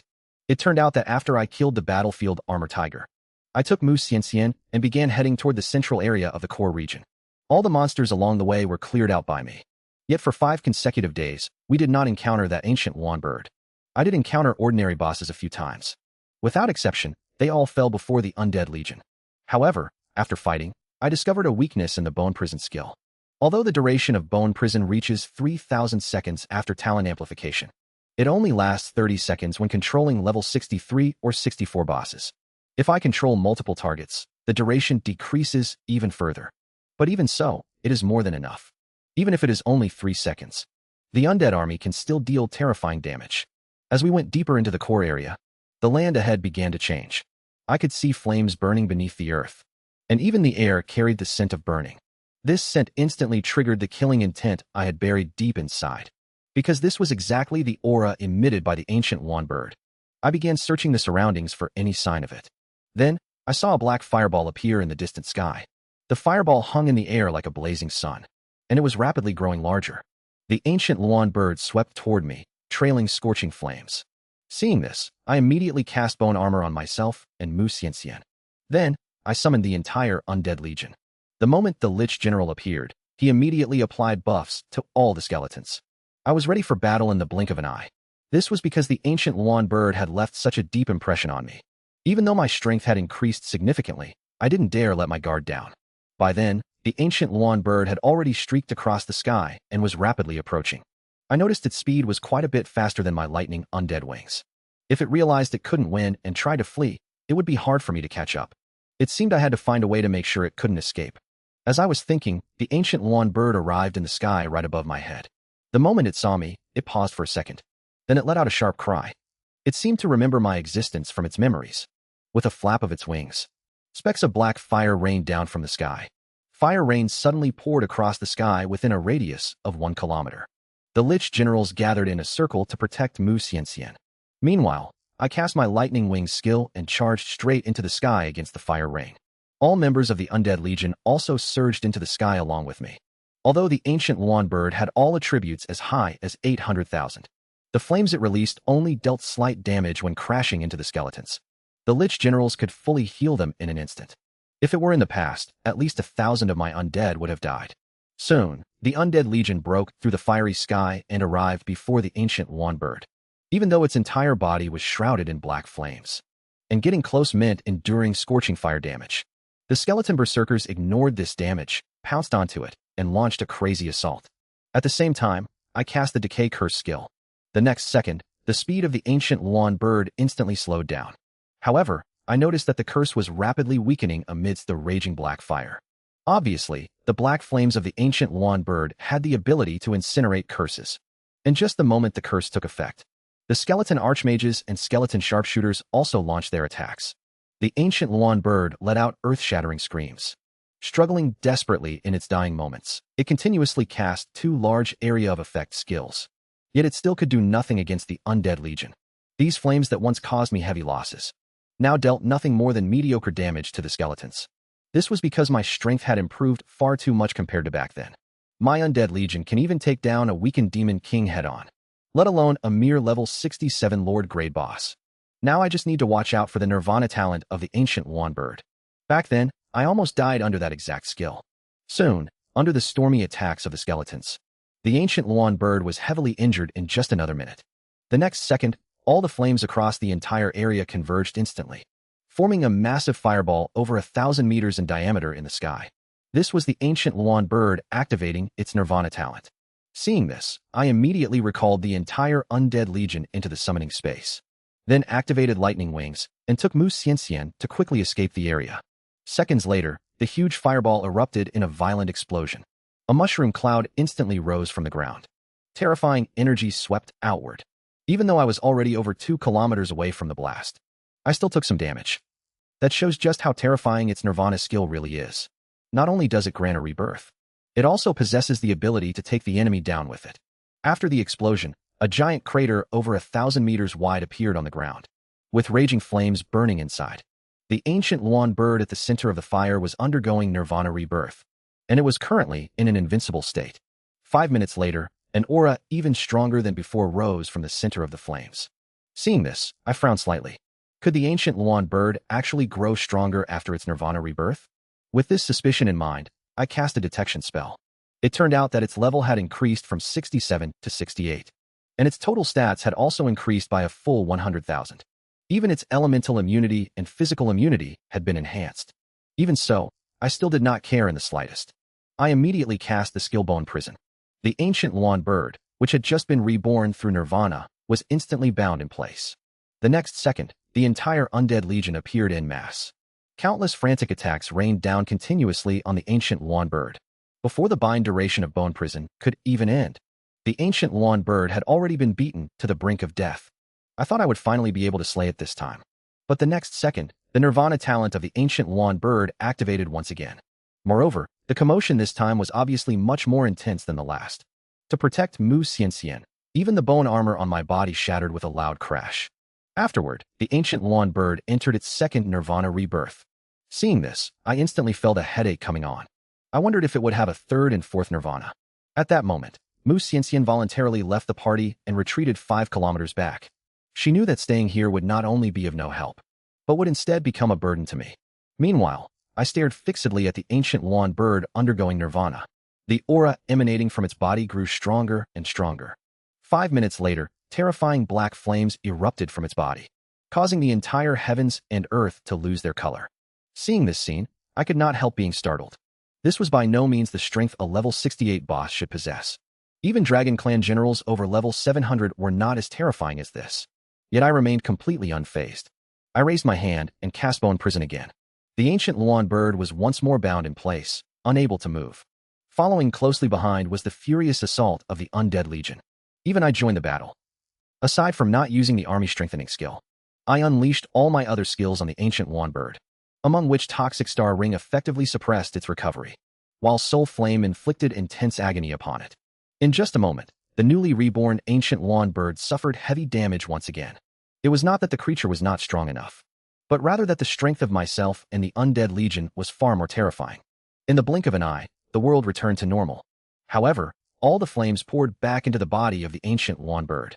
Seeing this, I did not hesitate to turn around and flee, while recalling the entire undead legion. As a loud crash echoed from behind, a terrifying shockwave instantly shattered the bone armor on my body, and I was sent flying hundreds of meters away by the immense force. This attack was even more powerful than the previous two. At that, despair washed over me. I never expected the ancient Luan bird to undergo nirvana so many times. Yet when the shock of the explosion subsided, I realized this time was its final nirvana. This meant that as long as I killed it once more, it could no longer revive. Just as I prepared to finish it off in one stroke, a crack suddenly appeared in the surrounding space, and a giant claw reached out from inside. It grabbed the recovering ancient Luan bird and attempted to leave. Naturally, I was not going to let a cooked duck fly away, and immediately cast Bone Prison. Yet the Bone Prison bound it for less than a second before shattering completely. Even the attacks from the undead legion had no effect when landing on the giant claw. Even a skeleton berserker was torn apart upon merely colliding with the claw. This showed just how terrifying the owner of the giant claw truly was. As I looked at the shape of the claw, a thought suddenly struck me. I immediately ordered the undead legion to stop attacking. Yet I could not figure out one thing. Why would such a lofty existence intervene in a matter like this? It turned out that right as I was about to slay the ancient Luan bird, an ancient giant dragon from the central region forcefully shattered space to save it. I could not figure out why such a lofty existence would meddle in such a trivial matter. As I pondered, I suddenly noticed an extra object within the sea of fire. It was glowing with a purple light, looking extremely eerie amidst the red flames. I immediately rushed into the fiery pit to retrieve it, discovering it was something that resembled a crystal. I could feel the scorching heat emanating from within. Detection spell revealed that this crystal was solidified blood of the fire god, belonging to legendary grade material. It was formed through thousands of years of burning and solidification of the fire god's blood. Seeing its attributes filled me with immense joy. You have to know that a single drop of the beast god's blood almost made Ning Tyran sell out his granddaughter. Now, the value of this solidified blood of the fire god was even more unimaginable. Lost in thought, I looked at the crater before me. Could the ancient Luan bird have known long ago that this item existed underground in this region? And did it also know that the blood of the fire god played a vital role in its nirvana? That must be why it chose this specific area as its territory. At this moment, a guess formed in my mind. This very region must be where the fire god fought a great battle back then. He was likely gravely injured, or even perished. That explains why solidified drops of the fire god blood essence exist here. If that is true, there should be even more of it beneath the sea of fire. With that in mind, I plunged back into the flames to search. Soon, I found another piece of solidified fire god blood essence in the sea of fire. It was a bit smaller than the previous one, but it likewise contained a massive amount of scorching energy. Just like that, I managed to find a full 10 pieces of solidified fire god blood essence in the flames. Although they varied in size, every single one of them was a legendary grade material. Looking at the fire god blood essence in my hand, a crazy idea came to me. I wondered if I could use it to summon an elemental lich. Clinging to this thought, I took out the smallest piece and attempted the summoning. Instantly, a pillar of fire shot straight into the sky, and the violent flames turned the surroundings into a sea of fire. At that moment, I felt an aura belonging to a divine grade powerhouse. Seeing this, my heart surged with excitement. Could I have actually summoned a divine grade elemental lich? A giant lich stepped out from the flames the next second. I could clearly sense a divine grade aura emanating from it. However, this aura flickered and was extremely unstable. Right after, the massive fire elements began to spin out of control. Clearly, this lich simply could not withstand this power belonging to a divine grade powerhouse. Seeing this, I immediately deployed my lightning wings and quickly fled the scene.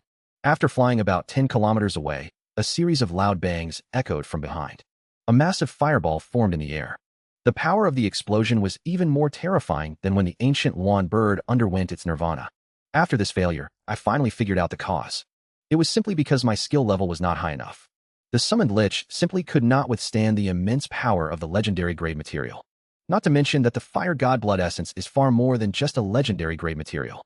It contained the power of a deity. I would have to wait until my level was even higher before attempting the summoning again. However, I thought of another method. I could use solidified fire god blood essence to summon a flame lich. Then, I could have it launch a self-detonation attack against the enemy. An attack containing divine power has tremendous destructive force. This would also compensate to some extent for my lack of explosive power.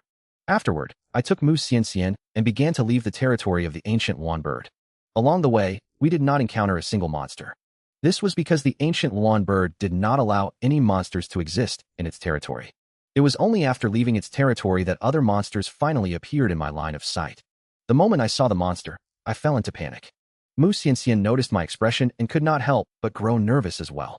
You must know that even when encountering world bosses in the past, I had never been like this. This indicated that the monster before me was in existence even more powerful than the ancient Yuan bird.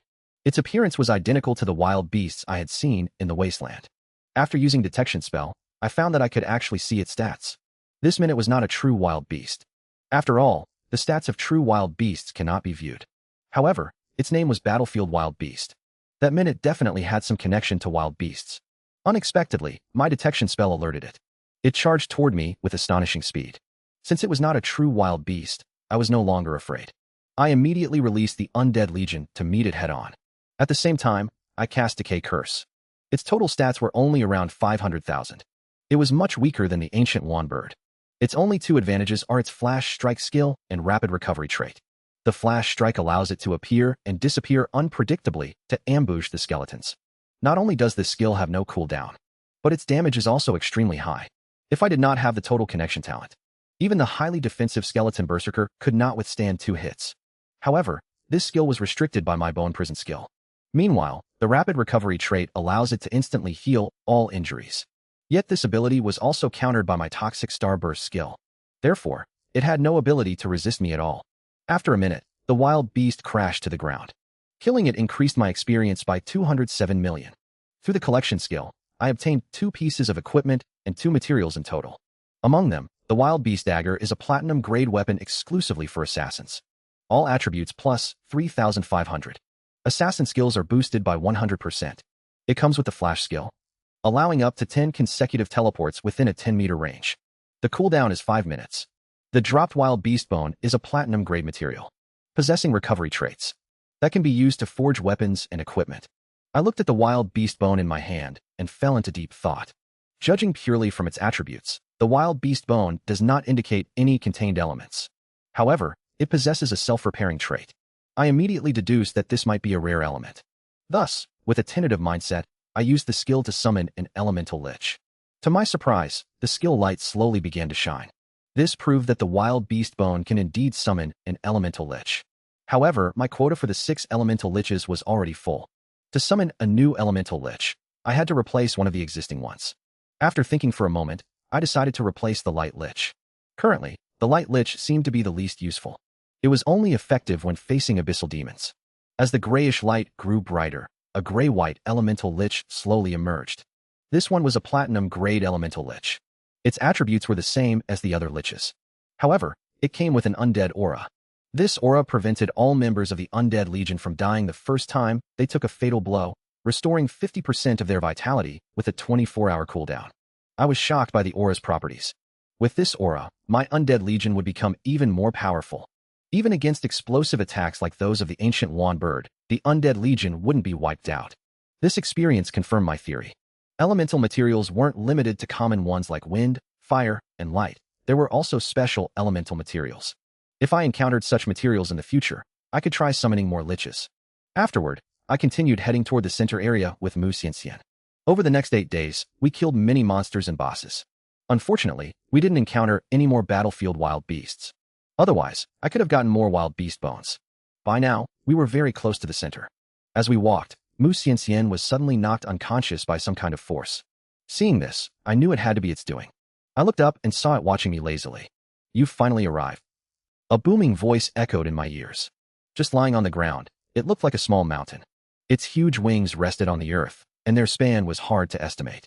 Even though I was a junior professional, I had fused with the supreme creator godhood. Not only did I push the divine power that determines professional attributes to the limit, but I also became the first genius in a million years to awaken a divine talent. Just moments ago, I traveled over 10,000 kilometers to the heart of the core area. Here, I finally saw the ancient giant dragon of the past. Seeing me appear, it lazily raised its eyelids to look at me. "Your leveling speed is really too slow. It took you this long to reach level 50. Still, although your level is a bit lacking, your combat power is not bad. You actually managed to cross 20 levels and seriously injure my pet, Little Black." Hearing this, I finally realized that the ancient wand bird was actually its pet. No wonder it stepped in to save it. At this moment, the ancient giant dragon leaned its head closer. "I can sense something I need on you." Hearing this, I was shocked. I never expected it to sense the items I kept in my storage space. Even level 95 powerhouses like Bai Yuan could not do something like this. You can imagine just how terrifying the strength of the giant dragon before me was. Then I took out the orb that God, he had given me. The moment it saw the orb, the ancient giant dragon's eyes lit up. "Jiang Yi sent you to bring this, right?" I nodded slightly. "He has already accomplished what you asked of him. I hope you will also keep your promise." Hearing this, the ancient giant dragon burst into earth-shaking laughter. The surrounding space immediately began to distort and deform. Even the surrounding earth was shaken to pieces. I was deeply shaken by this sight. I didn't expect that just its laughter could shatter both space and earth. Such a being is far too terrifying. Then, it opened its mouth and inhaled, swallowing the bead. Then it said in a deep voice, "I will naturally keep my promise." At that moment, the ancient giant dragon's gaze toward me changed slightly. "You are now qualified to know my name." Understanding the hint, I cast a detection spell on it. To my surprise, I found that aside from its name and level, all other information was marked with question marks. But what shocked me most was its identity and level. I had never heard of a rank like Great World Boss. Moreover, its level was as high as level 100. This completely exceeded my understanding. Seeing my shock, Antares was very satisfied. "You should feel honored. Not many people know my name." Next, it started discussing the deal between us. It asked me to go to the Burial Thunder Canyon in the lower realm to find a piece of crystal. Then, I had to bring whatever was inside back to it. As it spoke, a drop of bright red dragon blood flew from Antares' fingertip. And this was precisely the key to opening that crystal. As a reward, it offered to give me a set of legendary grade equipment. Yet I refused without the slightest hesitation. After all, I had developed an aversion to any kind of equipment now. No matter how good the gear was, it had zero value to me. Learning of this, Antares offered a precious bloodthirsty python brain as a reward instead. Yet I still turned down this item that countless people dreamed of obtaining. Because Yin Guangxing had promised to get one for me when I reached my third transition. Refused once more, Antares was in a bind. You have to know that legendary grade equipment was extremely rare across the entire human race. It believed nobody could resist such a temptation. It never expected to run into a freak like me. Since gear would not work, it figured it would switch to the bloodthirsty python brain that could increase basic stats. However, I was not lacking in this item either. Then, it put out elemental divine stones and talent divine stones as rewards. Yet I had all of these already. In the end, I chose to trade for some important information. Not only did I learn the method to kill wild beasts, but I also understood how to truly summon a lich possessing divine level power. However, this could only be done after reaching level 70 and completing the third transition. By then, I would also be qualified to go toe-to-toe with some weak demon kings. Yet just as I continued to ask how to neutralize the corpse poison, a flash of sharp insight crossed Antares' eyes. You actually have the aura of the god of life on you. Could it be that you obtained the scepter of creation? I nodded slightly. The next second, the scepter of creation suddenly appeared. Upon seeing the scepter of creation, Antares burst into thunderous laughter. Back then, that group of good-for-nothings fought to the death for the scepter of creation and the divine position of the god of life. In the end, they all perished in the creation realm. Yet today, it has fallen into the hands of a junior like you. It is truly a massive joke. From its words, it was clear that even for the scepter of creation, which could elevate divine-grade powerhouses to the transcendent god level, it still felt nothing but disdain. This caused a bold guess to sprout in my mind. Subsequently, Antares answered my question regarding the corpse poison. It told me that the corpse poison was completely incurable. Once infected, even a divine-grade powerhouse would die. Furthermore, the stronger the infected person, the deadlier the corpse poison would become. That forbidden skill was enough to annihilate any existence below the transcendent god level. I never expected Antares to give such an answer. Yet my own Lich General had clearly neutralized the corpse poison. Perhaps once the Lich General raised its level a bit more, even divine-grade corpse poison could be resolved. However, I did not mention this matter to Antares. At the same time, I realized it was not omniscient. Then I asked my final question. That was how one could become a transcendent god-level powerhouse. Upon hearing this, Antares wore a look of utter disdain. You are only at level 50 right now. Becoming a transcendent god-level powerhouse is still very far away from you. However, wanting to become a transcendent being is not actually difficult. Once you reach level 99, there are 3 paths to become a transcendent being. The first method is the simplest. The first method is to reach level 99 and use some top-tier materials and an array to become a transcendent god-level being. The second method is to use some mythical items for a chance to become one. The scepter of creation you have is one of them. The third method is also the most difficult one. That is when you reach level 99. If any single stat exceeds 10 million, you can become a transcendent god-level being. However, the strength of transcendent god-level beings achieved through these 3 methods varies. Breaking through using one's own stats is the most powerful. Breaking through using materials and arrays is the weakest. Hearing this, I was shocked. Although breaking through with one's own stats yields the strongest transcendent god level, it requires a single stat to reach 10 million to do so. And that does not even count the base stats from equipment. Even though my stats are already considered extremely strong, my highest spirit stat is only 200,000. I am still a full 50 times away from 10 million. You can imagine how difficult it is to reach this point. Aside from these issues, as payment for the deal, I also requested some legendary grade elemental materials similar to the essence blood of the fire god. Next, I just needed to wait until I reached level 70 before heading to the lower realm. But just as Antares used a special secret technique to teleport me away, I caught a hint of playfulness in its eyes. I immediately felt that something was wrong, but it was already too late. The teleportation array enveloped Mu Xianxian and me, and we disappeared on the spot. Seeing me leave, Antares wore a teasing expression on its face, as if it had just done something very amusing. On the other side, Mu Xianxian and I arrived in an unfamiliar world. I realized this was definitely not the upper realm. Thinking about Antares and that playful look before the teleportation, my heart began to feel uneasy. While I was pondering, the voice of Antares sounded in my ear. This is the lower realm of the eternal battlefield. Now that you have arrived here, fulfill your promise and head to the Thunder Burial Canyon. Then a scale suddenly appeared in front of me. This scale can take you away from the lower realm, but it can only take one person. I certainly understood what Antares meant. Although I could leave the lower realm with the scale at any time, Mu Xianxian would have no way out. With her current strength, staying in the lower realm meant certain death. I quickly checked my inventory and found that even the teleportation stone given by Meng Anwen had failed. It seemed I had no choice but to go to the Thunder Burial Canyon and finish the deal with Antares first. At this moment, Mu Xianxian finally woke up. She was completely clueless about the unfamiliar environment around her, having no memory of how she got here. I truthfully told her this was the lower realm of the eternal battlefield and handed her the scale so she could use it to teleport away immediately if she encountered danger. Then we began following the route provided by Antares toward the Thunder Burial Canyon. Who would have thought that a battle god who always fought above his level would be beaten to such a miserable state in the lower realm, unable to shake the boss even after exhausting all trump cards? Right after I was teleported to the lower realm, We started heading to the canyon following the route from Antares. Soon a large group of plant-type monsters appeared before our eyes. Their numbers were simply countless. I immediately cast a detection spell on them. I was slightly shocked when I saw their attributes. Trait: Wood Element Immunity. These level 72 ordinary monsters had total attributes as high as 780,000. With such high attributes, 3 skills, and a special trait, this area was practically a death trap for any practitioner in their 70s. But to me, these giant-leafed shrubs were just experience points. So, I summoned my entire undead legion. I also cast Decay Curse. The skeleton berserkers charged into the monster swarm with their greatswords. Meanwhile, the skeleton archmages and skeleton sharpshooters provided long-range fire from the back. Support from the rear. In an instant, all the giant leaf dwarf trees rioted together. A massive number of vines began thrashing wildly. Despite my constant dodging, I was still struck by the vines. The bone armor on my body flashed. Dense cracks instantly appeared across it. It could only withstand 2 more attacks before shattering. This made me realize how powerful these giant leaf dwarf trees were. Their attack power could even rival that of the ancient wand bird. Meanwhile, the skeleton berserkers charging at the front took even more hits. Fortunately, the lich general kept healing them, barely keeping them alive. At that moment, the attacks from the skeleton archmages and skeleton sharpshooters came crashing down.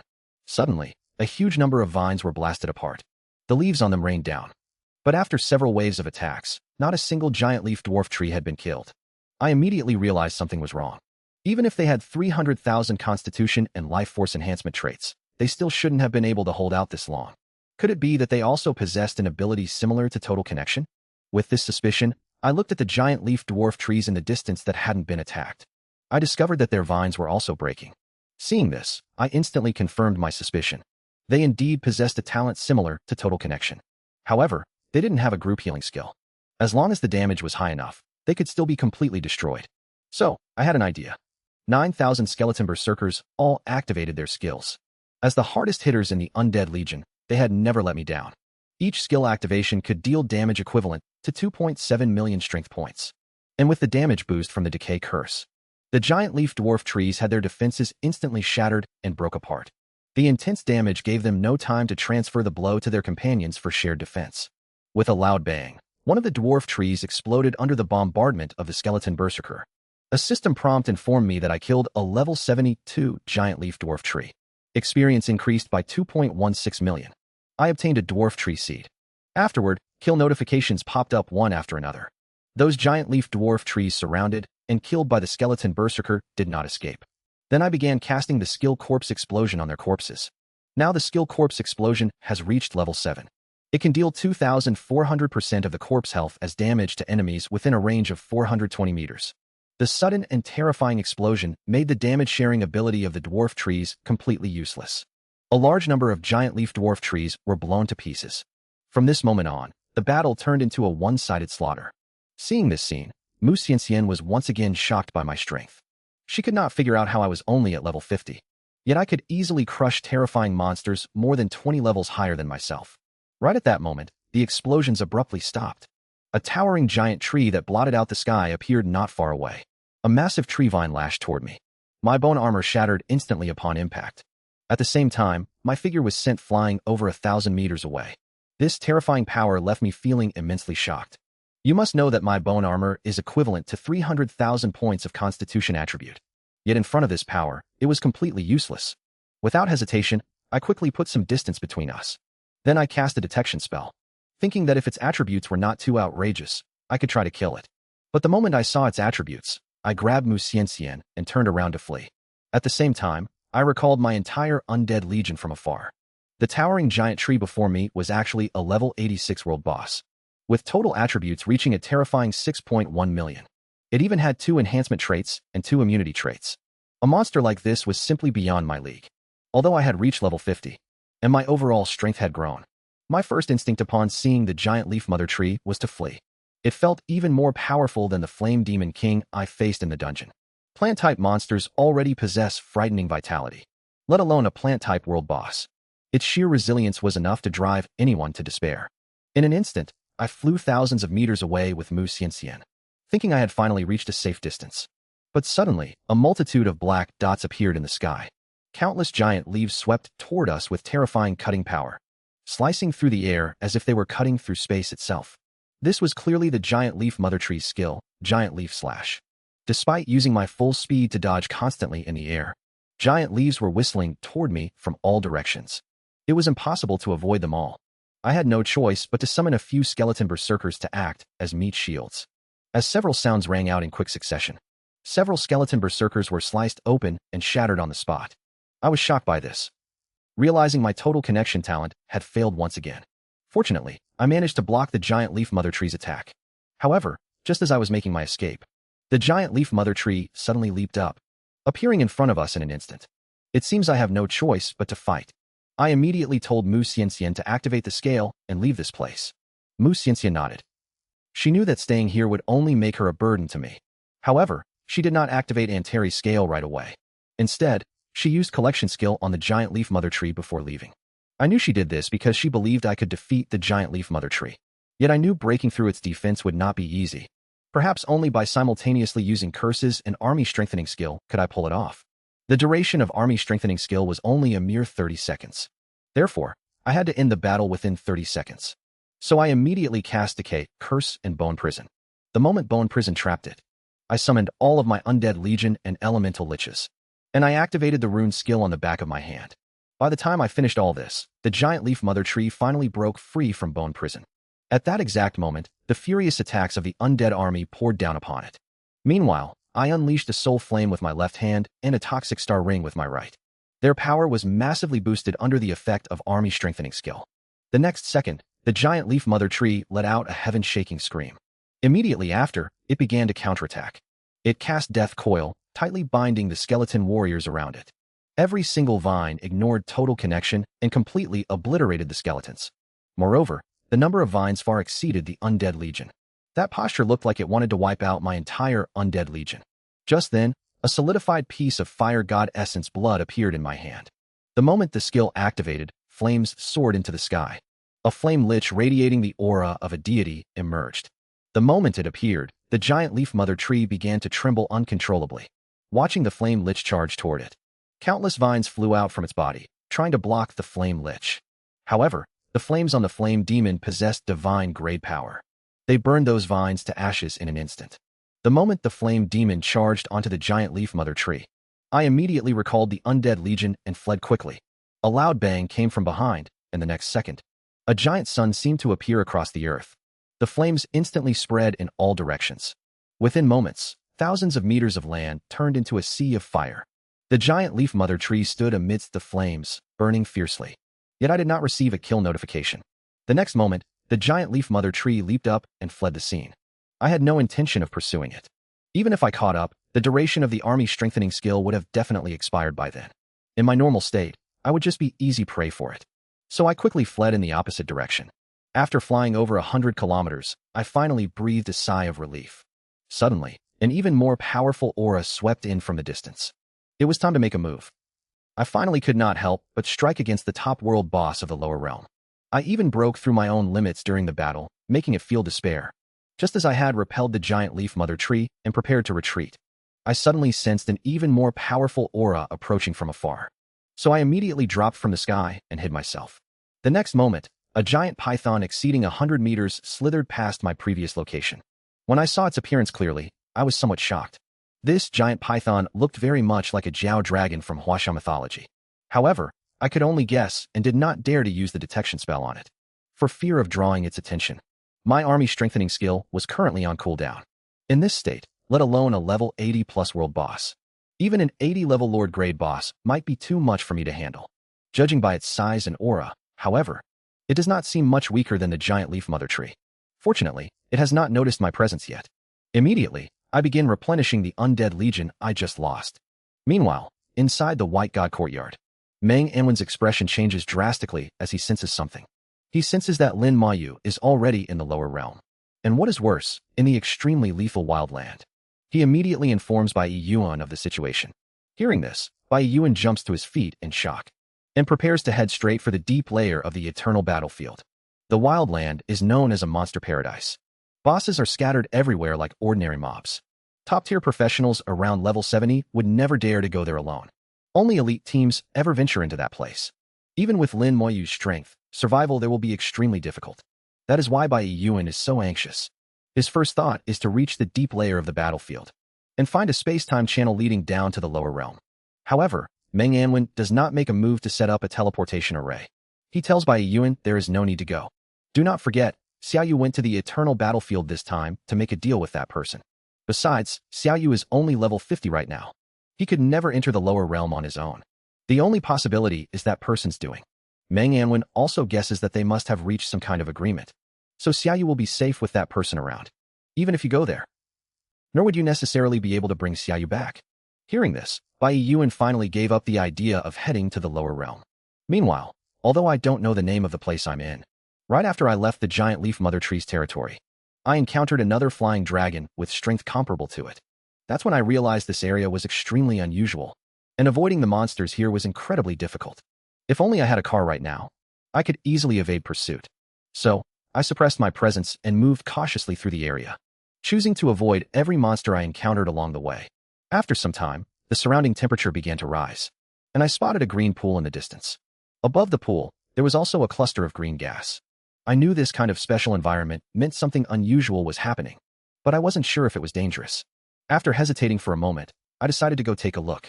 As I got closer, I discovered that this pool was extremely toxic, and the toxicity only grew stronger toward the center. That's when a green crystal in the water caught my eye. When I fished it out, I found that the crystal was actually a toxic crystal. Moreover, there was more than one toxic crystal in the pool, and their numbers increased as I got closer to the center. I even suspected that legendary grade poison element materials might be located there.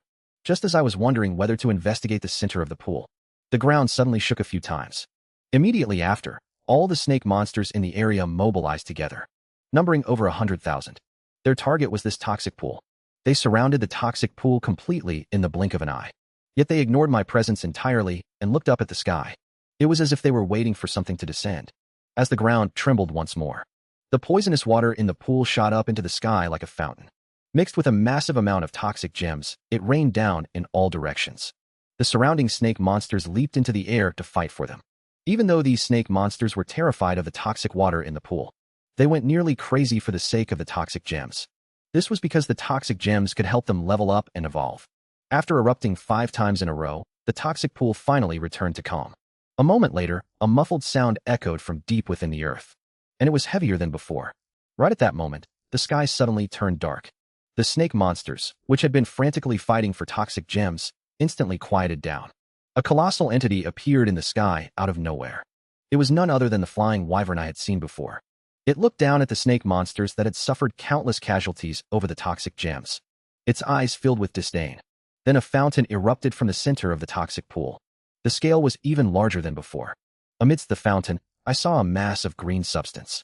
It was far deeper and more powerful than the toxic gems, radiating a terrifying aura of poison elements. It looked like at least a legendary great existence. At this moment, the flying wyvern's gaze was entirely focused on it. Clearly, it had come specifically for this green substance. Right as that happened, I cast a detection spell on the green substance. Upon seeing its stats, my eyes narrowed sharply. Because this substance turned out to be the essence blood of the poison god, and it wasn't even solidified. It could greatly increase the chance of class sublimation for poison-type classes during their 3rd advancement, or be used to strengthen poison-type skills. In an instant, I made my decision. I had to get my hands on this essence blood. So, I activated my lightning undead wings and rushed toward the essence blood. Then, I cast a detection spell on the flying dragon in the air. If I was going to fight, I needed to know what I was up against. After seeing its stats, I breathed a sigh of relief. Although it was a level 85 world boss, its total stats were 300,000 lower than those of the giant leaf mother tree. Plus, its recovery rate was nowhere near that of the plant-type giant leaf mother tree, and it lacked any vitality enhancement traits. With my army strengthening skill, I still had a chance to kill it. However, when the poisonous dragon saw me, its eyes were full of disdain. It opened its mouth to suck away the essence blood of the god of poison. But the moment I released my curse, its movements instantly slowed down. Immediately after, my soul flame came whistling in. The poisonous dragon let out a miserable scream, and the suction from its mouth was instantly cut off. That was when the undead legion appeared en masse. The skeleton archmages and skeleton sharpshooters launched a long-range attack first, and element explosions continuously detonated on the poisonous dragon's body. But a second later, the poisonous dragon glowed with a green light, blocking all the attacks from the undead legion. With its level of defense, Element explosions under a simple decay curse weren't enough to break through. But my goal wasn't to wound it, but to distract it and buy myself some time. By then, I had already flown in front of the vital essence and stored it in my spatial storage. Seeing this, the toxic python flew into a complete rage. It never expected that a mere ant would dare to snatch its belongings. It abruptly opened its mouth and unleashed a terrifying suction force. My entire body lost control and was sucked toward it. Yet I felt not the slightest bit of panic. The rune skill on the back of my hand activated instantly. In a flash, the combat power of the undead legion surged by more than tenfold. The green barrier that had just blocked the undead army was shattered instantly. The toxic python let out a piercing scream of agony. The powerful suction was interrupted as a result. Breaking free from the pull, I immediately summoned all the elemental liches. Auras began to appear beneath the feet of the skeletons. Sparks and lightning filled the entire area in an instant. The moment the skeleton berserkers charged, I cast Bone Prison. Although the Bone Prison held out for barely a single second, that 1 second was enough for the skeleton berserkers to pounce onto the toxic python. The next moment, over 9,000 skeleton berserkers unleashed their skills all at once. The toxic python immediately let out a deafening scream. The scales on its body were hacked to pieces. Although the strongest skills of the skeleton berserkers went on cooldown, I ordered them to charge at the swarm of snakes instead. Because under the army strengthening effect, even without their active skills, dealing with these ordinary snakes was an absolute breeze. Astonishing, truly astonishing. I actually broke my own limits and defeated a top-tier boss of the eternal battlefield. I even slayed a mid-tier deity, the poison god, with a mortal body, becoming the first human in millions of years able to inherit a divine position. It turned out that right after the skeleton berserkers unleashed their skills on the toxic python, I began ordering them to attack the nearby ordinary snake monsters. Under the blessing of the army strengthening skill, these ordinary snake monsters over level 70 were no match for the skeleton berserkers. They fell one by one under the blades of the skeleton berserkers. Their corpses were thrown next to the poisonous flood dragon, and then detonated in midair by me. A series of violent explosions instantly swallowed the poisonous flood dragon. Level 7 corpse explosion could originally deal 24 times the corpse's health and damage.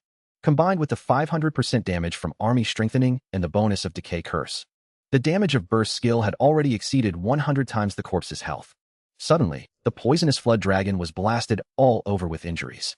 It finally realized that the human before it was not nearly as weak as it had imagined, and immediately turned to flee. But I had no intention of letting it go. I raised my hand to cast Soul Flame. Under the blessing of army strengthening, the pain from Soul Flame was multiplied directly by 10. The poisonous flood dragon shrieked as it plummeted from the sky. Right after, the skeleton berserkers threw monster corpses onto its body. Violent explosion sounds echoed once more. Yet the poisonous flood dragon suddenly counterattacked amidst its screams, spitting a massive amount of venom from its mouth. Nearly 1,000 skeleton berserkers were hit by the venom, and their bodies began to rot all over. Just when I thought they would be instantly obliterated, the undead aura of the undead lich came into play. The skeleton berserkers that were previously on the verge of death instantly recovered half of their injuries. Seeing this scene, the poisonous flood dragon fell into total despair. In just that brief moment, it had already been blasted completely out of shape. Before dying, it cast one deep look at me. It never expected that as a dignified level 85 world boss. Never expected to die at the hands of a level 50 kid. Soon it ran out of its last drop of blood and crashed to the ground. Killing it increased my experience by 850 million. It also dropped 2 pieces of equipment and 2 gems. Among them, the Poison Flood Dragon Dagger is a quasi-legendary grade weapon. All attributes plus. Assassin class skills boosted by 150%. Comes with the skill Deadly Poison. Attacks carry the poison element. Deals damage equivalent to 10,000 points of strength per second to the enemy. Duration is 10 seconds. Poison damage and duration can be stacked infinitely. There is also a quasi-legendary grade defensive gear, the Poison Flood Dragon Heavy Armor. All damage reduced by 20%. Poison element immunity increased by 50%. Quasi-legendary grade equipment is what most practitioners above level 70 use. After completing the 3rd advancement at level 70, the bonuses from gold rank equipment are no longer sufficient, unless they possess top-tier skills. Just like the deadly poison skill attached to the Poison Flood Dragon Dagger. Hitting an enemy with an attack can deal damage equivalent to 10,000 points of strength per second. Both the duration and damage can be stacked infinitely. According to an assassin's attack speed, dozens of strikes a second is easy. Massive damage can be dealt instantly. This is what makes this skill terrifying. As for true legendary grade equipment, it is simply too hard to obtain, even when killing world bosses over level 90. The drop rate for legendary grade equipment is extremely low. Therefore, there aren't many legendary grade items among the entire human race. Additionally, the drop toxic crystals are legendary grade materials. While they can be used to craft legendary grade equipment, it requires at least a level 80 alchemist or blacksmith, and there is a high chance of failure. This is one of the reasons why legendary grade equipment is so rare. But for me, toxic crystals are just used to summon elemental liches. The final item was a toxic divine stone. It can permanently increase poison element immunity by 80%, with a chance to grant a poison element skill. I activated it immediately. However, I didn't awaken any new skills, only the poison element immunity trait. Then, I turned my gaze toward the surrounding snake monsters. Since the area was filled with monster corpses, I started using the corpse explosion skill to clear them out. With every cast, hundreds of monsters above level 70 were blown to bits. Suddenly, my experience points shot up like a rocket. In just a few minutes, my experience reached 80%. But I soon noticed something was off. I detonated so many waves of enemies since the battle began, yet not a single crater was left on the ground. Even the nearby rocks caught in the blasts remained completely intact. Yet, that poison pool had actually corroded the earth. I immediately suspected that something extraordinary must be inside that pool. With that thought, a bold idea came to mind. I decided to enter the poison pool and see what was actually in there. While I was thinking, I finally reached level 51. My total attributes increased by 16,350 points. Other intermediate legendary grade professionals only gain about 10,000 per level. I am over 6,000 higher than them. Moreover, as the level of divine power increases, this gap will only become wider. Eventually, my stats will completely surpass all professionals. In the future, I might even surpass world bosses. This massive explosion caused over 100,000 snake monsters to die here. Not only did I gain massive experience, but I also harvested a vast amount of basic materials. Although these are not materials for legendary grade equipment, they can be used to forge platinum grade equipment, or even quasi-legendary grade equipment. Even for me, these materials are a considerable fortune. I can use them to purchase advanced skill scrolls later. Compared to these, the items from the toxic flood dragon are even more valuable. Its entire body consists of materials for making legendary grade equipment. They can also be used to upgrade quasi-legendary grade equipment. After gathering all the materials, I came to the edge of the pool. Every drop of water inside is heavily poisoned. Even the toxic flood dragon did not dare to touch the liquid in the center of the pool. Yet I jumped in without any hesitation. This is because my passive skill, status immunity, can immunize against all abnormal conditions. Poison status is naturally included. Therefore, the moment I entered the pool, I headed straight for the central area. That is because the blood essence of the poison god was spewed from here. Scrolling down less than 5 meters, I found toxic crystals scattered everywhere. There were easily over 100 of them in total. I gathered all of them into my inventory. When I dived down to 100 meters, a special space appeared in my vision. A humanoid creature was lying quietly inside the space. Moreover, I could not sense any aura of life from it. After using detection spell, I found out the creature inside was actually the god of poison. He was currently in a state of deep sleep. Seeing his information, I was greatly shocked. I never expected a deity to exist at the bottom of the poison pool. You must know that a god in deep sleep is no different from being truly dead. Just as I was wondering how to deal with it, the corpse of the god of poison suddenly moved. Before I could react, the god of poison abruptly opened his eyes. A majestic killing intent surged from him and enshrouded me. However, this did not mean the god of poison had awakened. It was merely his final lingering obsession, mistaking me for the enemy who killed him. Terrifying energy was already churning inside the god of poison. This situation was just like out-of-control flame liches. I realized he wanted to self-destruct. I also knew how strong a deity's divine power was. During a self-destruction, even fellow deities would not dare to take it head-on. If I did not run, I would undoubtedly die. So I hurriedly took out an abyss teleportation stone, wanting to leave this place. Yet I found that the deity's power had already sealed off this space. Even the abyss teleportation stone had lost its effect. Seeing that I could not escape, my brain began to spin rapidly. Suddenly, I thought of something. The reason he was not dead was because a trace of a remnant soul still remained in his body. If I could completely annihilate this remnant soul, I could stop him from self-destructing. Thus, I immediately released a soul flame and struck the glabella of the god of poison. Instantly, the corpse of the god of poison trembled violently. I clearly caught that his divine power had fallen into chaos. Seeing that it was effective, I once again activated the army strengthening skill on my arm. In an instant, my spirit power attribute reached 600,000. At the same time, I could deal an additional 500% damage. The damage of my soul flame was now more than 10 times higher than usual. A dozen flames fell one after another in a continuous stream, completely disrupting the last remnants of the god of poison's divine power. A second later, I received a thrilling notification. Congratulations, you have slain the god of poison. Level +1. General star +1. Poison element immunity limit increased. Obtain medium godhead. Obtain the god of poison's divine position. I was absolutely stunned. I had actually pushed past my limits to defeat a top-tier boss of the eternal battlefield. I had even slain the god of poison, a medium-grade deity, with a mortal body. I became the first human in a million years capable of inheriting a divine position. It turned out that right after I repelled the Great Mother, I suddenly sensed an even more powerful aura approaching from afar. So, I immediately dropped from the sky and hid.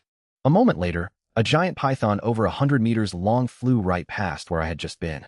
I was shocked when I saw what it looked like, because this giant python looked very much like a Jiao from Xinxia mythology. I could only speculate, as I didn't dare use a detection spell on it for fear of attracting its attention.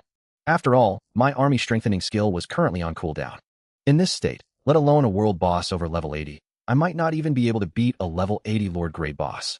Moreover, judging by its size and aura, it didn't seem much weaker than the Great Leaf Mother Tree.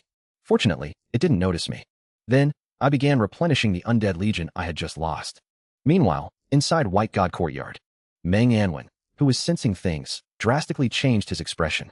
He sensed that I was already in the lower realm at this moment, and I was in the Wild Continent, which had an extremely high mortality rate. Afterward, he told Bai Yuan about my current situation. Hearing this, Bai Yuan suddenly jumped up and immediately prepared to head to the deep space of the eternal battlefield. That was because the Wild Continent was known as a monster paradise. Bosses there were as numerous as ordinary mobs, scattered everywhere. Top-tier professionals around level 70 would never go there casually. Only some top-tier professionals would team up to venture there. Even with my strength, it would be very difficult to survive there. That was why Bai Yuan was so anxious.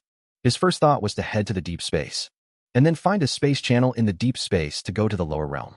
However, Manhwa did not set up a teleportation array. He told Bai Yuan that there was no need to go. Do not forget that Xiaoyu went to the eternal battlefield this time to make a deal with that being. Besides, Xiaoyu is only at level 50 now. On his own, it would be completely impossible for him to enter the lower realm. The only possibility is the work of that being. And I guess they must have reached some kind of deal. So with that being around, Xiaoyu will not be in danger. Even if you go, you might not be able to bring Xiaoyu back. You might even displease that being. Hearing these words, Bai Yuan finally gave up the idea of heading to the deep space. On the other side, although I did not know the name of my current location, just after I left the territory of the giant leaf mother tree, I encountered another flying wyvern whose strength was on par with it.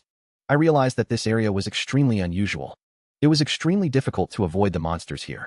It would be great if I had a car right now. I could easily escape the pursuit. So I concealed all my aura and moved carefully through this area. I chose to avoid any monsters I met along the way. After not knowing how much time had passed, the surrounding temperature gradually rose. I saw a green pool appear in the distance. A cluster of green gas also hovered above the pool. I understood that this special environment meant something unusual was here.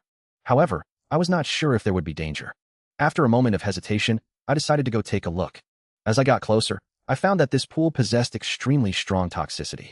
Moreover, the closer I got to the center of the pool, the stronger the toxicity became. At this moment, a green crystal in the water caught my attention. When I fished it out, I discovered that this crystal was actually a toxic crystal. And there was more than one toxic crystal in the pool. The closer it was to the center, the greater the number of toxic crystals. I even felt that there might be legendary grade poison element materials at the center. Just as I was wondering whether to head into the center of the pool to investigate, the ground suddenly shook a few times.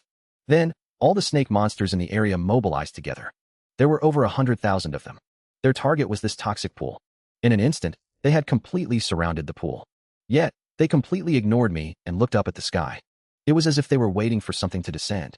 As the ground shook once more, the toxic water in the pool shot up into the sky like a fountain. Mixed with a huge number of toxic gems, they rained down in all directions. The surrounding snake monsters leaped up to scramble for them. Even though these snake monsters were terrified of the toxic water, they were driven nearly insane for the toxic gems. This was because the toxic gems could allow them to level up and evolve. After the toxic pool erupted 5 times, it finally returned to a state of calm. But after a while, another muffled thud echoed from beneath the earth, and this one was even heavier than before. Right then, the sky suddenly turned dark. The snake monsters fighting for the toxic gems instantly fell silent. A massive creature had appeared in the sky. It was the flying Jiao I had seen before. It looked down at the countless snake monsters dead or wounded from fighting over the toxic gems. Its eyes were filled with disdain. Then, a fountain erupted from the center of the toxic pool. This one was even larger than the previous ones. Inside the fountain, I saw a mass of green matter. It was far more profound and powerful than the toxic gems. It radiated a terrifying poison element aura. It looked like at least a legendary great existence. Right now, the flying wyvern's gaze was entirely fixed on it. Clearly, it came specifically for this green substance. At that moment, I cast a detection spell on the green substance. After seeing its stats, my eyes narrowed sharply. This substance turned out to be the vital blood of the god of poison, and it was not in a solidified form. It could greatly increase the probability of job sublimation for poison classes during their third transition. It could also be used to enhance poison skills. In just an instant, I made up my mind. I had to snatch this vital blood. I activated my lightning undead wings and rushed toward the vital blood. Then I cast a detection spell on the flying wyvern in the air. Since we were going to fight, I needed to know its information. Seeing its stats, I breathed a slight sigh of relief. Even though it was an 85-level world boss, its total stats were 300,000 lower than the giant leaf mother tree. Furthermore, its recovery ability was far inferior to the plant-type giant leaf mother tree, and it lacked the vitality enhancement trait. I still had a chance to kill it by relying on the army strengthening skill. However, the venomous wyvern looked at me with pure disdain. It opened its mouth to inhale, attempting to suck away the vital blood of the god of poison. As soon as I released my curse, its movements instantly slowed down.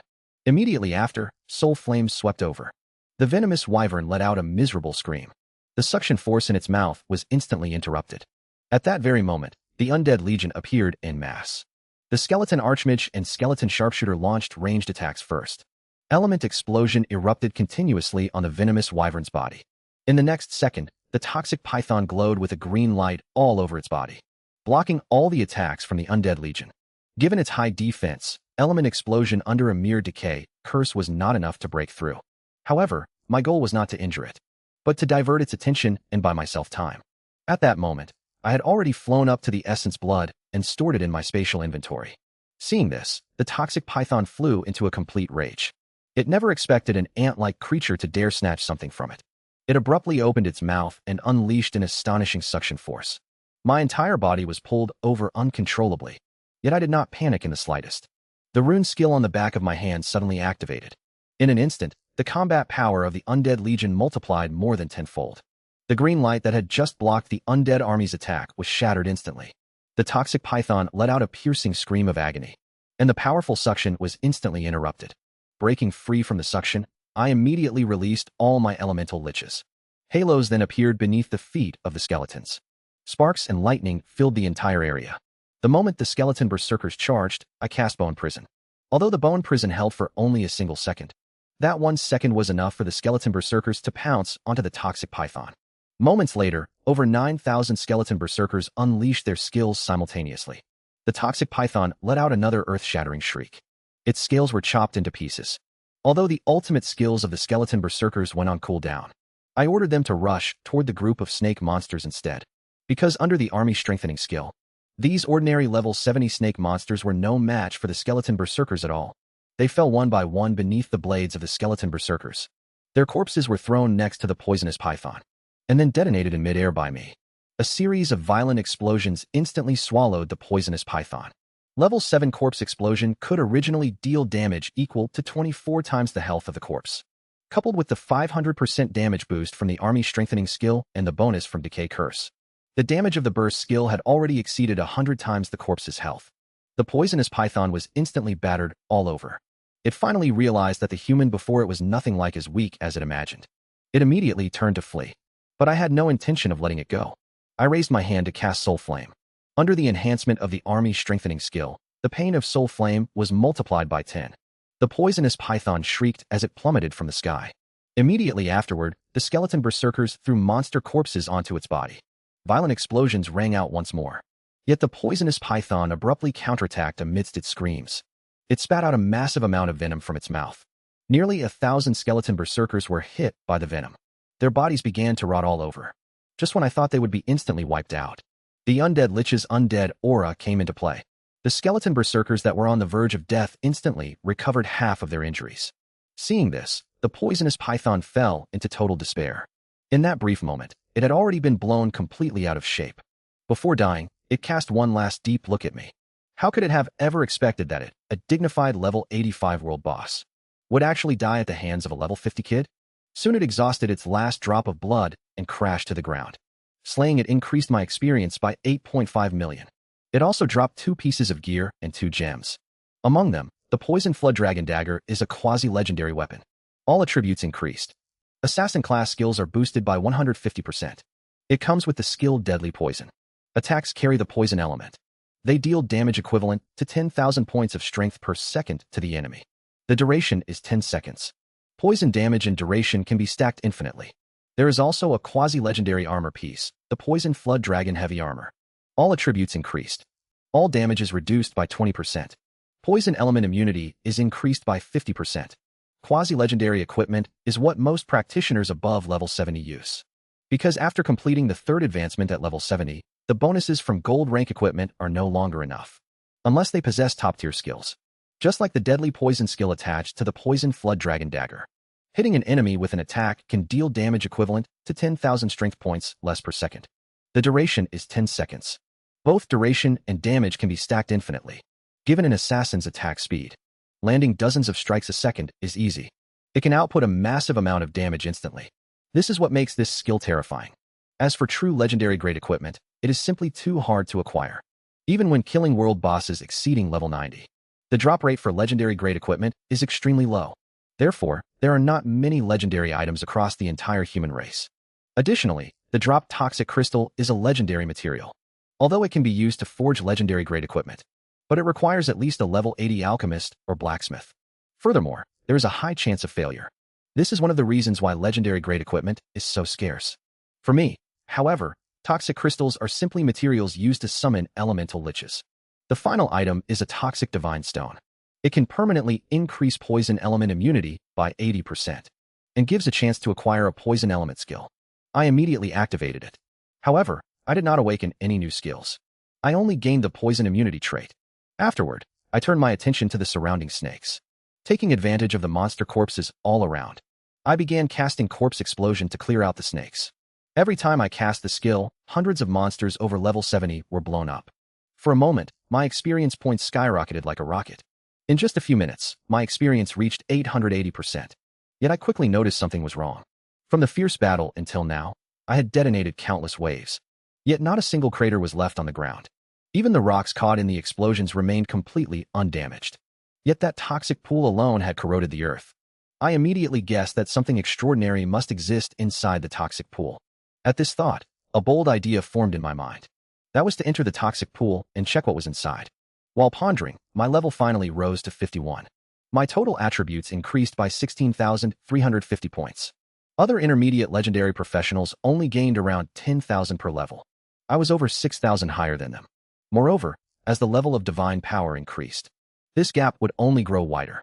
Eventually, this will lead to my attributes completely surpassing all other practitioners. In the future, I might even surpass the world bosses. This massive explosion killed over 100,000 snake monsters. I not only gained a massive amount of experience, but also collected a huge amount of basic materials.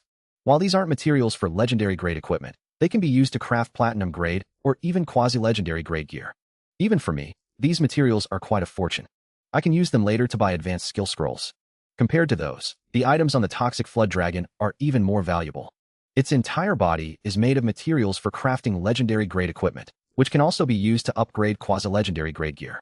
After collecting everything, I went to the edge of the pool. Every single drop of water in there is highly toxic. Even the Toxic Flood Dragon didn't dare touch the liquid in the center of the pool. But I jumped in without hesitation.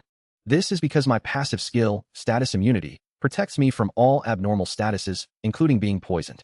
So, as soon as I entered the pool, I headed straight for the center. That's where the poison god's essence blood erupted from. After diving less than 5 meters, I found over 100 toxic crystals scattered everywhere. I collected them all into my storage.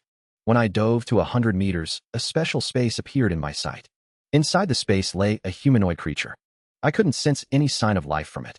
After using detection, I discovered that the creature was actually the poison god. He was currently in a state of deep slumber. I was shocked when I saw his information. I never expected to find a deity sleeping beneath the toxic pool. A god in deep slumber is practically no different from being truly dead. Just as I was wondering how to deal with it, the body of the god of poison suddenly twitched. Before I could react, the god of poison abruptly opened his eyes. A massive surge of killing intent rushed out from him and engulfed me. This did not mean the god of poison had truly awakened. It was just his final obsession, mistaking me for the enemy who killed him. Terrifying energy was already churning inside the body of the god of poison. This situation was identical to a runaway flame lich. I realized he was trying to self-destruct. I also knew how terrifying a deity's divine power was. When self-destructing, even another deity would not dare to take it head-on. If I did not run, I would undoubtedly die. So I hurriedly took out an abyss teleportation stone to leave this place. Yet I found that the deity's power had already sealed off this entire space. Even the abyss teleportation stone had lost its effect. Seeing that I could not escape, my brain began racing at full speed. Suddenly, an idea came to me. The reason he was not completely dead was that a trace of remnant soul still lingered inside him. If I could completely obliterate this remnant soul, I could stop his self-destruction. So I immediately released a cluster of soul flame and struck the center of the god of poison's brow. Instantly, the body of the god of poison trembled violently. I clearly sensed that his divine power had fallen into chaos. Seeing that it worked, I once again activated the army strengthening skill on my arm. In an instant, my mental power stat reached 600,000. At the same time, it could deal an additional 500% damage. The current damage of the soul flame was boosted by more than 10 times compared to normal. A dozen consecutive flames rained down continuously. This completely shattered the lingering trace of divine power inside the god of poison. The next second, I received a thrilling message. Congratulations on slaying the god of poison. Level +1, General Star +1. Poison element immunity cap increased. Obtained a medium godhead. Obtained the god of poison divine position. I was a peerless monster who used a mortal body to slay a medium deity. Yet I was looked down upon by human practitioners on the eternal battlefield. Yet by displaying less than a tenth of my strength, I completely subdued them. It turned out that when I killed the poison rainbow, I discovered the sleeping god of poison deep down in the poison pool. Just as I was wondering how to deal with him, the god of poison stirred his final obsession and regarded me as an enemy, attempting to perish together with me through self-destruction. When I used the soul flame to completely obliterate the remaining divine soul inside him, this generation of deities who once looked down upon the world finally fell. The next second, I received a thrilling notification message. Poison element immunity cap increased from 80% to 100%. Absorbing the godhead allows one to become a deity, or comprehend the power within the godhead to become a divine grade powerhouse. Fusing with the divine position allows one to become the new god of poison. Immediately after, white light flashed on my body. My level rose from 51 to 52. An illusory star also appeared on my military merit badge. Only this gold star has not fully formed yet. I still need to kill another divine grade existence from a hostile race to advance to a 3-star divine general. At that moment, I stood frozen in place after reading the system information. That was when I realized elemental immunity actually had a cap. No wonder I had never heard of any human race practitioner completely immunizing against a certain element. Normally, the elemental immunity cap is 80%. Even breaking the limit can only reach around 90%. Reaching 100% like me is completely unheard of. I immediately thought of the spinal cord I just obtained from the toxic dragon. Perhaps I can increase my poison element immunity by consuming it. This would raise my poison element immunity to 100%. What shocked me the most was the godhead and the divine position. As long as I absorb the godhead, there is a huge probability of becoming a mid-level deity. That is equivalent to a human divine grade powerhouse between levels 93 and 95. Although this is a once-in-a-lifetime opportunity, I would also be restricted by it and stop right there. Unless I absorb an even more powerful godhead, I will forever remain a mid-level deity. As for becoming a transcendent god, it is completely out of the question. At most, I can inherit the divine position and become the new poison god. So I decisively gave up on absorbing the godhead. However, a bold idea grew in my mind. Perhaps I can use this godhead to summon a deity-level lich. However, I must wait until my 3rd promotion before trying. At this moment, the godhead and the divine position appeared in my spiritual world at the same time. What surprised me was that they both stayed far away from the domain divine stone. It seemed the domain divine stone was on a higher level than them. Right after the poison god fell, a boss in the deeper space instantly sensed all of this. It let out a series of angry roars. At the same time, overwhelming power burst from within it. The surrounding space shattered completely under this terrifying aura. Immediately after, terrifying heaven and earth anomalies appeared across the entire eternal battlefield. This kind of phenomenon had not happened for countless years. In the human world, incredible things were happening as well. A heavy rain covering the entire world poured down inexplicably. Lightning flashed continuously. All divine-grade powerhouses felt a sorrowful aura. Inside the White God courtyard, Manhwa abruptly opened his eyes. He knew very well that this was the divine rain triggered by the fall of a deity. Furthermore, it was even more intense than the one over 500 years ago. This meant that the fallen deity was at least of intermediate rank. Yet he never would have imagined that this fallen deity was killed by me. Afterward, I carefully stored the body of the poison god into my storage space. My heart was filled with excitement, because I knew very well how important this body was. You must know that humanity had never obtained a complete divine corpse. Even Zhang Yi once treated a severed finger of a deity as an ultimate treasure. Imagine just how precious this complete divine body was. After coming out of the poison pool, I immediately began replenishing the undead legion. Since reaching level 52, my summoning space capacity had increased to 960. The number of lich generals also increased to 32. Now the total number of skeletons in the undead legion reached 30,720, including some skills that had improved alongside my level. My combat power had increased significantly once again. Half an hour later, I finally replenished the undead legion completely. Just at that moment, I suddenly sensed the aura of the giant leaf mother tree sweeping toward me. Without a second thought, I activated my lightning undead wings and fled quickly. You must know that the total stats of the giant leaf mother tree were 300,000 higher than the poison flood dragon. Furthermore, it possessed various enhanced traits. Its combat power far exceeds that of the level 85 venomous python. Although I had heavily injured it previously, given its astonishing recovery rate, it might have already fully healed. Furthermore, its return surely meant it was coming to settle the score. Soon, the giant leaf mother tree descended from the sky and crashed into where the toxic pool used to be. By then, however, I was already long gone. It could only let out a furious, low roar in place. On the other side, while escaping, I ran into a team of Eagle Country practitioners. This team had nearly 100 members, and every single one of them was a top-tier practitioner above level 70. The knight leading them was even at level 85. In front of them was a giant octopus monster they had just killed. They then extracted the special fluid from the octopus body, and the leading knight spoke up. With these purification waters, we can greatly weaken the threat of the venomous python. This time, our Eagle Guild will definitely slay it and wash away our past shame. Hearing this, I was slightly stunned. It turned out these guys had come specifically for the venomous python. It looked like the liquids they gathered from the octopus body possessed detoxifying effects. However, I did not tell them the news that the venomous python was already dead, to avoid bringing unnecessary trouble upon myself. I then continued my exploration forward. Half an hour later, I ran into another practitioner team. However, they belonged to the Jialan Guild. Their leader was the level 82 Holy Word Knight, Jialan Liang. Hearing this name, I immediately realized he must be related to Jialan Yeyu.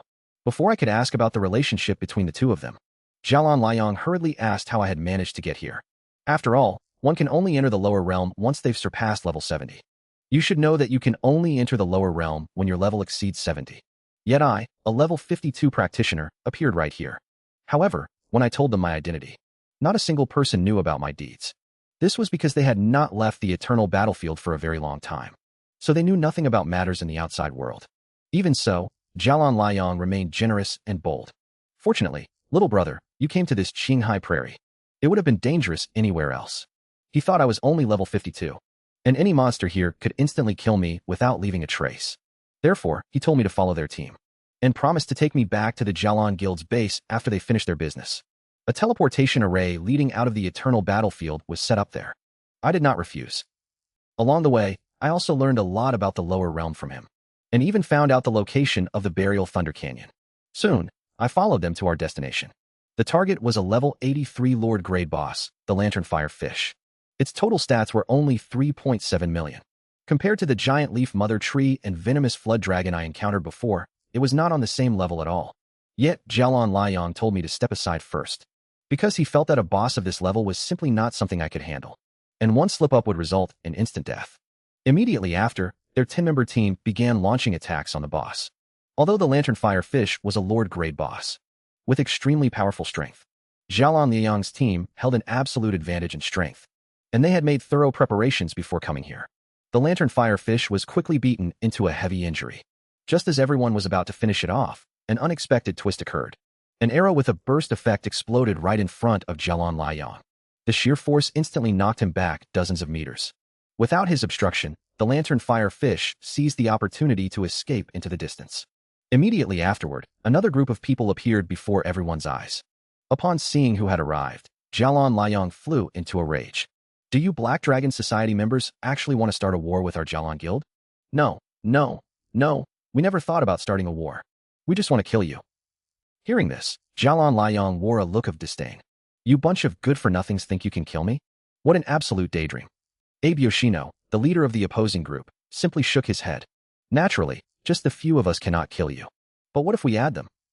With that, he took out an abyss demon stone and crushed it on the spot. The next second, a demon slowly walked out from the space channel. And this was a demon I actually recognized. It was none other than Mina, the succubus who had hunted me down in the eternal battlefield before. My true strength was finally exposed for the first time within the lower realm of the eternal battlefield. Not only did my mere aura scare a top-tier succubus of the abyss world out of her wits, but I also ignored their soul imprints and collectively wiped out all the Demon Worship Society members. It turned out that while Jialan Liang and I were raiding the Lord Grade boss, we were ambushed midway by a professional squad from the Sakura Nation. The opponents even made use of an Abyss Demon Stone. Clearly, these professionals were Demon Worship Society members lurking within the Sakura Nation. The moment the Abyss Demon Stone was activated, an overwhelming pressure exceeding level 80 swept out from the space channel. Right after, a demon slowly walked out. To my surprise, it turned out to be Mina, the succubus who had once chased after me. After appearing, Mina activated another abyssal teleportation stone. A massive barrier descended from the sky, enveloping everyone inside. At this moment, Jialan Liang had a very grim expression on his face. Although he was also a top-tier practitioner at level 83, he sensed an extremely dangerous aura coming from Mina. He was well aware of the gap between himself and her. Even so, Jialan Liang showed not the slightest bit of fear. He immediately gave the order for everyone to attack Mina. However, just the charm emanating from Mina was enough to mesmerize everyone except for me and Jialan Liang. Their gazes toward Mina were filled with adoration.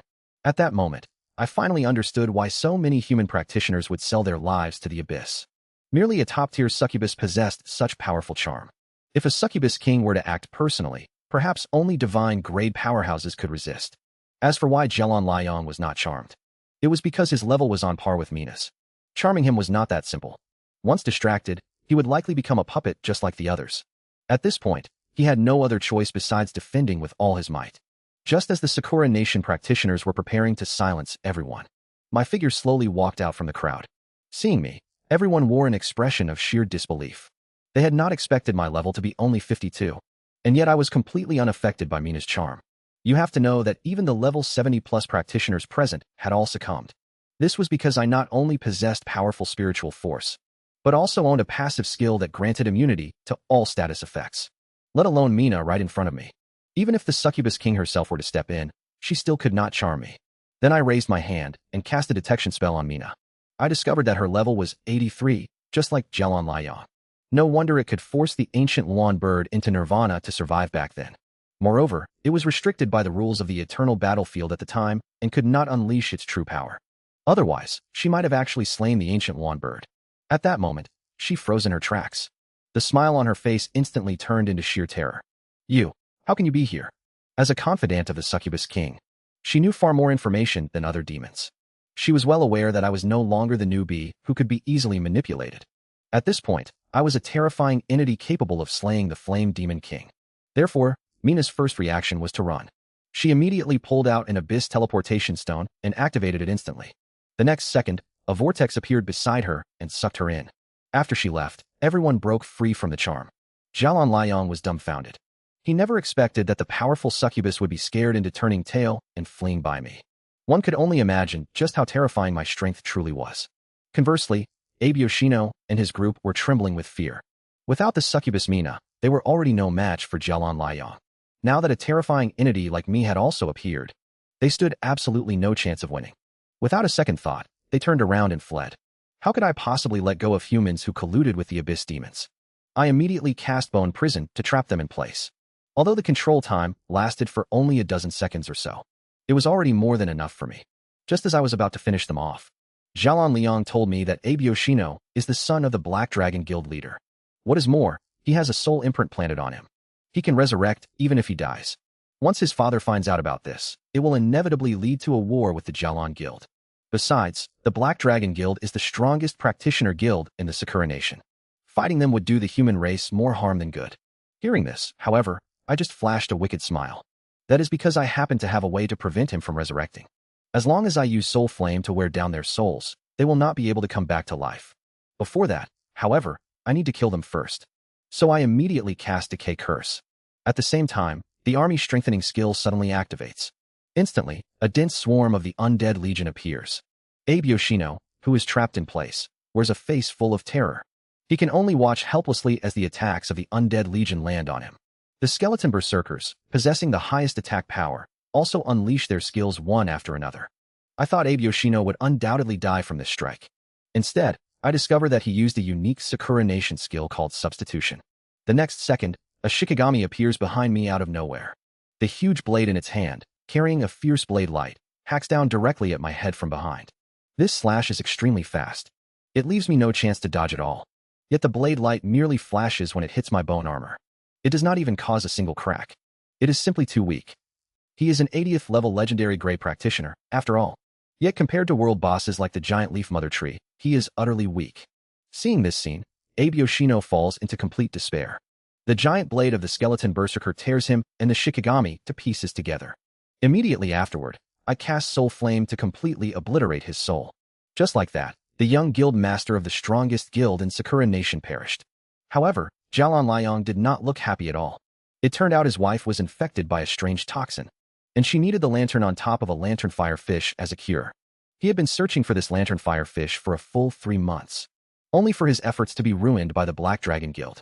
Hearing about the poison, I immediately thought of the spinal cord of the venomous flood dragon. It not only grants immunity to toxic elements, but also possesses legendary grade detoxification effects. So I told Jialan Liang that I could cure his wife. Hearing this, Jialan Liang looked pleasantly surprised. He did not doubt my words in the slightest. Then I took out a drop of the venomous flood dragon's spinal cord and handed it to him. Upon seeing the information on the liquid in the bottle, Jialan Liang froze in place. Could it be that Brother Lin has already killed the venomous flood dragon? At that moment, the air seemed to freeze. You must know that the venomous flood dragon is an 85-level world boss. Even a team of hundreds of top-tier practitioners could do nothing against it. Yet it was slain by a 52-level intermediate practitioner. No one would believe this if it were said aloud. After the shock, Jialan Liang wore a joyful expression once more. He knew this drop of spinal cord could completely neutralize the poison in his wife. At the same time, he was well aware of the immense value of this item. So he hurriedly thanked me.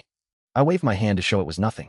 Then I began to ask him about the fastest way to get to the Wind and Thunder continent. He told me there is a teleportation array in the ancient city of Xinxiao where the Jialan Guild is stationed. You can use the teleportation array to reach the northern region of the Divine Dragon continent.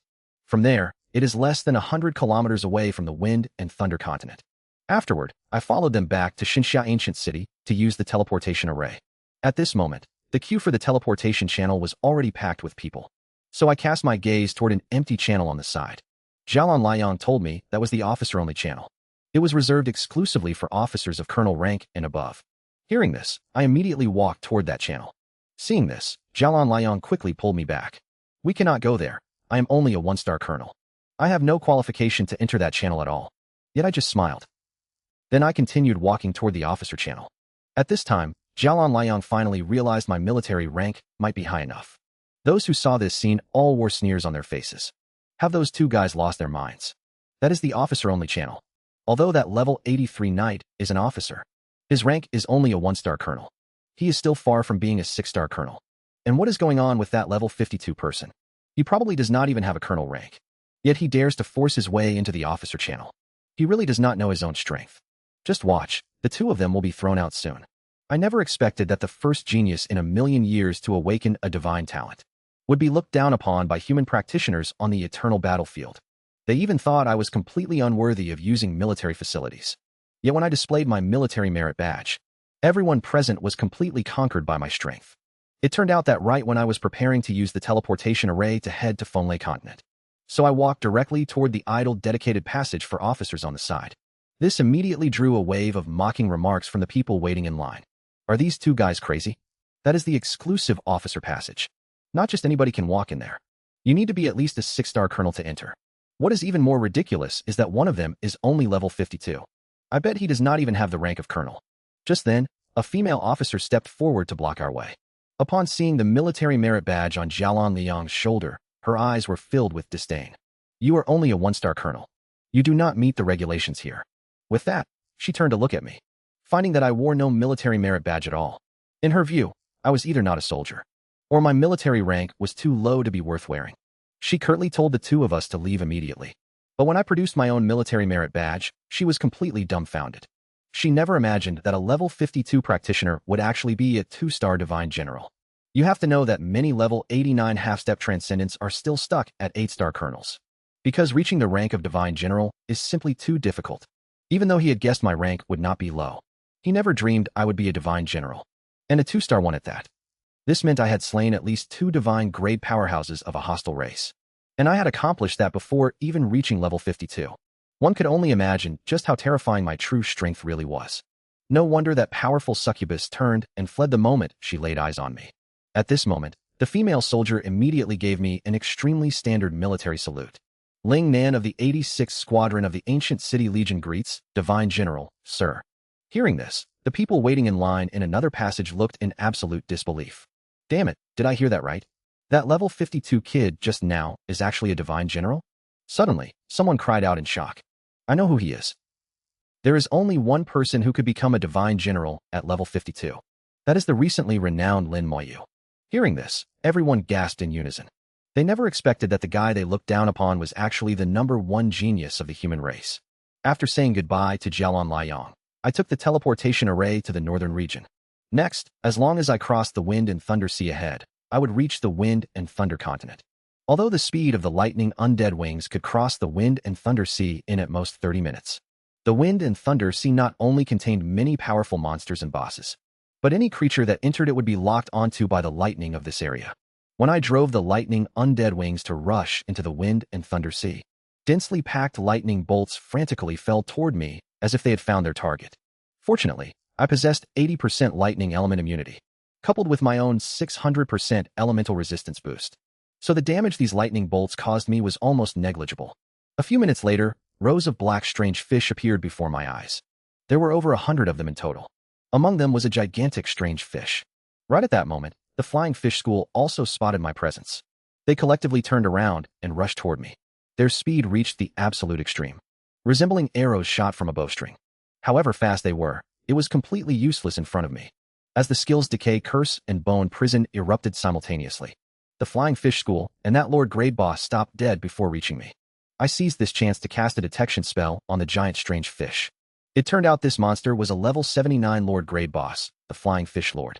Its total stats were only 2.7 million, falling far short of the 2 world bosses I had encountered earlier. So I unleashed my entire undead legion to surround them completely. 2 seconds later, the flying fish monster finally broke free from the bone prison. The Flying Fish Lord shrieked as its entire body glowed. In an instant, a massive amount of lightning descended from the sky into the flying fish school. Then this lightning spread densely through the fish school and struck the skeletons. This was precisely the Flying Fish Lord's skill, Chain Lightning. This skill not only carried its own power, but also borrowed the lightning force from the Wind and Thunder Sea. Even a level 80 practitioner would find it hard to survive this attack. Yet this was far from enough to threaten the undead legion. After all, the number of undead soldiers was simply too large. Once the lightning damage was distributed, the damage taken by each skeleton was minimal. The Lich General could completely heal them with just a few casual casts. Immediately afterward, the skeletons began their counterattack against the fish school. Kill notifications kept popping up rapidly. After a single round of attacks, the flying fish school had already suffered heavy losses. At this moment, the skeleton archmage and skeleton sharpshooter pushed their skills to the absolute limit. If this had been back when I fought the venomous flood dragon, without the boost from the army strengthening skill, their attacks wouldn't have even broken its defense. But against these high agility, low defense flying fish monsters, they're absolutely devastating. Since their skills have locking properties, these flying fish have nowhere to hide, no matter how fast they are. Even the Flying Fish Lord lasted less than 3 minutes under the Undead Legion's siege. Killing the Flying Fish Lord increased my experience by 790. I obtained a Flying Fish Knight sword and some Flying Fish essence. However, the sword is a quasi-legendary weapon with no additional skills, making it less valuable than some gold rank weapons. The Flying Fish essence is a material used to craft quasi-legendary equipment. Afterward, I continued heading toward the Wind Thunder continent. 10 minutes later, I arrived at the center of the Wind Thunder Sea. Then, I felt bursts of energy fluctuations nearby and realized a large group of people were fighting. Without thinking, I followed the aura and rushed over. From a distance, I saw thousands of flying fish monsters besieging human race practitioners. Along with the fish, several giant tentacles were also launching attacks. Seeing this, I knew something was wrong. While flying fish are group monsters, they usually travel in schools of about 100. A swarm of over 1,000 is extremely rare. Clearly, the flying fish lord leading them must be over level 80. There's a massive difference in strength between those above and below level 80. Fortunately, there were a few top practitioners over level 80 among the humans. Otherwise, their squad would have been wiped out long ago. After watching for a bit, I realized the monster at the bottom of the sea was the real problem. So, I dove straight into the sea. Under the water, I saw the main body of the tentacles. It looked like a massive seaweed-like monster. I immediately cast a detection spell on it. I was pleasantly surprised when I saw its information. I had seen information about it in the records before. The Wind Thunder algae mass is a rare plant-type boss. It has a symbiotic relationship with the flying fish monsters. Their skills can complement each other. With it around, the threat from the flying fish swarm increases significantly. Therefore, it is extremely dangerous for practitioners. However, if practitioners encounter it, they will do everything they can to kill it. Because the thunder algae inside its body is a very rare material. An alchemist can use it to brew a lightning potion. This potion can permanently increase immunity to the lightning element. Since I have run into it, I won't be modest. As I cast the decay curse, the speed of the flying fish swarm and the wind thunder algae mass suddenly slowed down drastically. For a moment, the pressure on the other team decreased instantly. The 3 practitioners over level 80 began to launch an all-out assault on the flying fish lord. However, after a few minutes, they still could not gain the upper hand. But by then, I had already easily slain the wind thunder algae mass. At the same time, the flying fish lord seemed to sense something and let out a series of screams. Seeing this, the leading practitioner suddenly realized something. He then led the group to dive into the sea to check if the wind thunder algae mass was still there. But just then, I flew out from the seabed. In my hand, I was carrying the massive corpse of the wind thunder algae mass. Seeing this, the flying fish lord immediately turned and fled with all the flying fish. But the leading practitioner told everyone not to pursue them, because the flying fish monsters were not their target for this trip. Instead, they were after the giant wind thunder algae cluster in my hands. Yet when he saw my level, he showed no surprise at all. Instead, a hint of doubt crossed his face. After all, he refused to believe a level 52 person could kill a wind thunder algae cluster. Besides, level 52 practitioners could not even enter the lower realm. He assumed I must have hidden my true level. Even so, my strength made him somewhat wary. Yet the corpse of the wind thunder algae cluster was simply too tempting. Therefore, he released his spiritual power to search the surroundings for anything unusual. Once he confirmed no teammates of mine were nearby, an evil thought arose in his mind. Strength boosted, strength boosted. I never expected that the divine essence blood I acquired from slaying the god of venom would allow me to summon an elemental lich possessing the power to slay gods. The accompanying elemental aura also significantly enhanced my undead legion. As it turned out, right when I reached the center of the Wind Thunder Sea, I discovered a fierce battle taking place here. A team of human practitioners was being besieged by a school of flying fish and a Wind Thunder algae cluster. However, just as I helped them slay the Wind Thunder algae cluster, the team leader was far from happy. That was because the body of the Wind Thunder algae cluster contained vast amounts of rare materials. Refined by an apothecary, they could be made into thunder potions to boost lightning elemental resistance. Moreover, Wind Thunder algae clusters were extremely rare. Their squad had searched bitterly in the Wind Thunder Sea for half a year to finally find just one. Yet now, I had snatched the prize right from under their noses. Although he had considered taking action directly to seize back the corpse of the Wind Thunder algae cluster, my strength made him hesitate. Thus, he made a proposal to me to test my attitude, saying that as long as the corpse of the Wind Thunder algae cluster was returned to them, not only would I get 1/10 of the thunder algae, but I would also gain the friendship of their Holy Supervision Church. However, I found this utterly ridiculous. If I had not stepped in, they would never have beaten the flying fish group, and might even have died here in the end. If they had just spoken properly and shown some gratitude from the start, I might have even given them half. After all, my lightning immunity had already reached its limit. So this thunder algae group was of no great use to me anymore. Yet now, they ended up blaming me for stealing their boss. Thus, I decisively rejected his proposal. Since they wanted to die, I would grant them their wish. Seeing my attitude, Creed's voice gradually turned deep. I will give you one last chance. Otherwise, even if you have teammates here, do not even think about leaving alive. As he spoke, his gaze swept continuously around the surroundings. Seeing this, I instead sneered. Do not bother, There are no teammates of mine here at all. The next second, the domain divine stone in my spiritual world was spinning frantically. A suffocating killing intent burst forth from my body. At this moment, even the lightning in the wind and thunder sea retreated in fear. Seeing this scene, Creed's expression changed drastically. He finally realized that he seemed to have forgotten something. He had always assumed I had backup hiding under the water, without ever considering that if I had slain the Thunder Algae group all by myself, just how terrifying my strength must be. Thinking of this, Creed broke out in a cold sweat. Therefore, he hurriedly signaled everyone to run. But it was already too late to escape now. The moment I released my skill, Bone Prison, everyone was trapped in place by a layer of white bones and unable to move. Yet in less than 2 seconds, Creed broke free from the restraint. That was because his Crusader class possessed skills to break restraints. Moreover, this class was unique to the Holy Crusade Church. It combined the advantages of both knights and warriors. It not only had the ultra-high defense of a knight, but also the attack power of a warrior. Yet even so, it was completely useless in front of me. Within those 2 seconds, I was entirely capable of deciding his life and death. As I cast the Decay Curse skill, a small red sword appeared above everyone's head. Immediately afterward, dense rows of skeletons appeared in the air. Creed could feel how powerful these skeletons were. Watching the giant blade of the skeleton berserker about to land on him, he desperately unleashed his level 80 strongest skill, Ultimate Defense.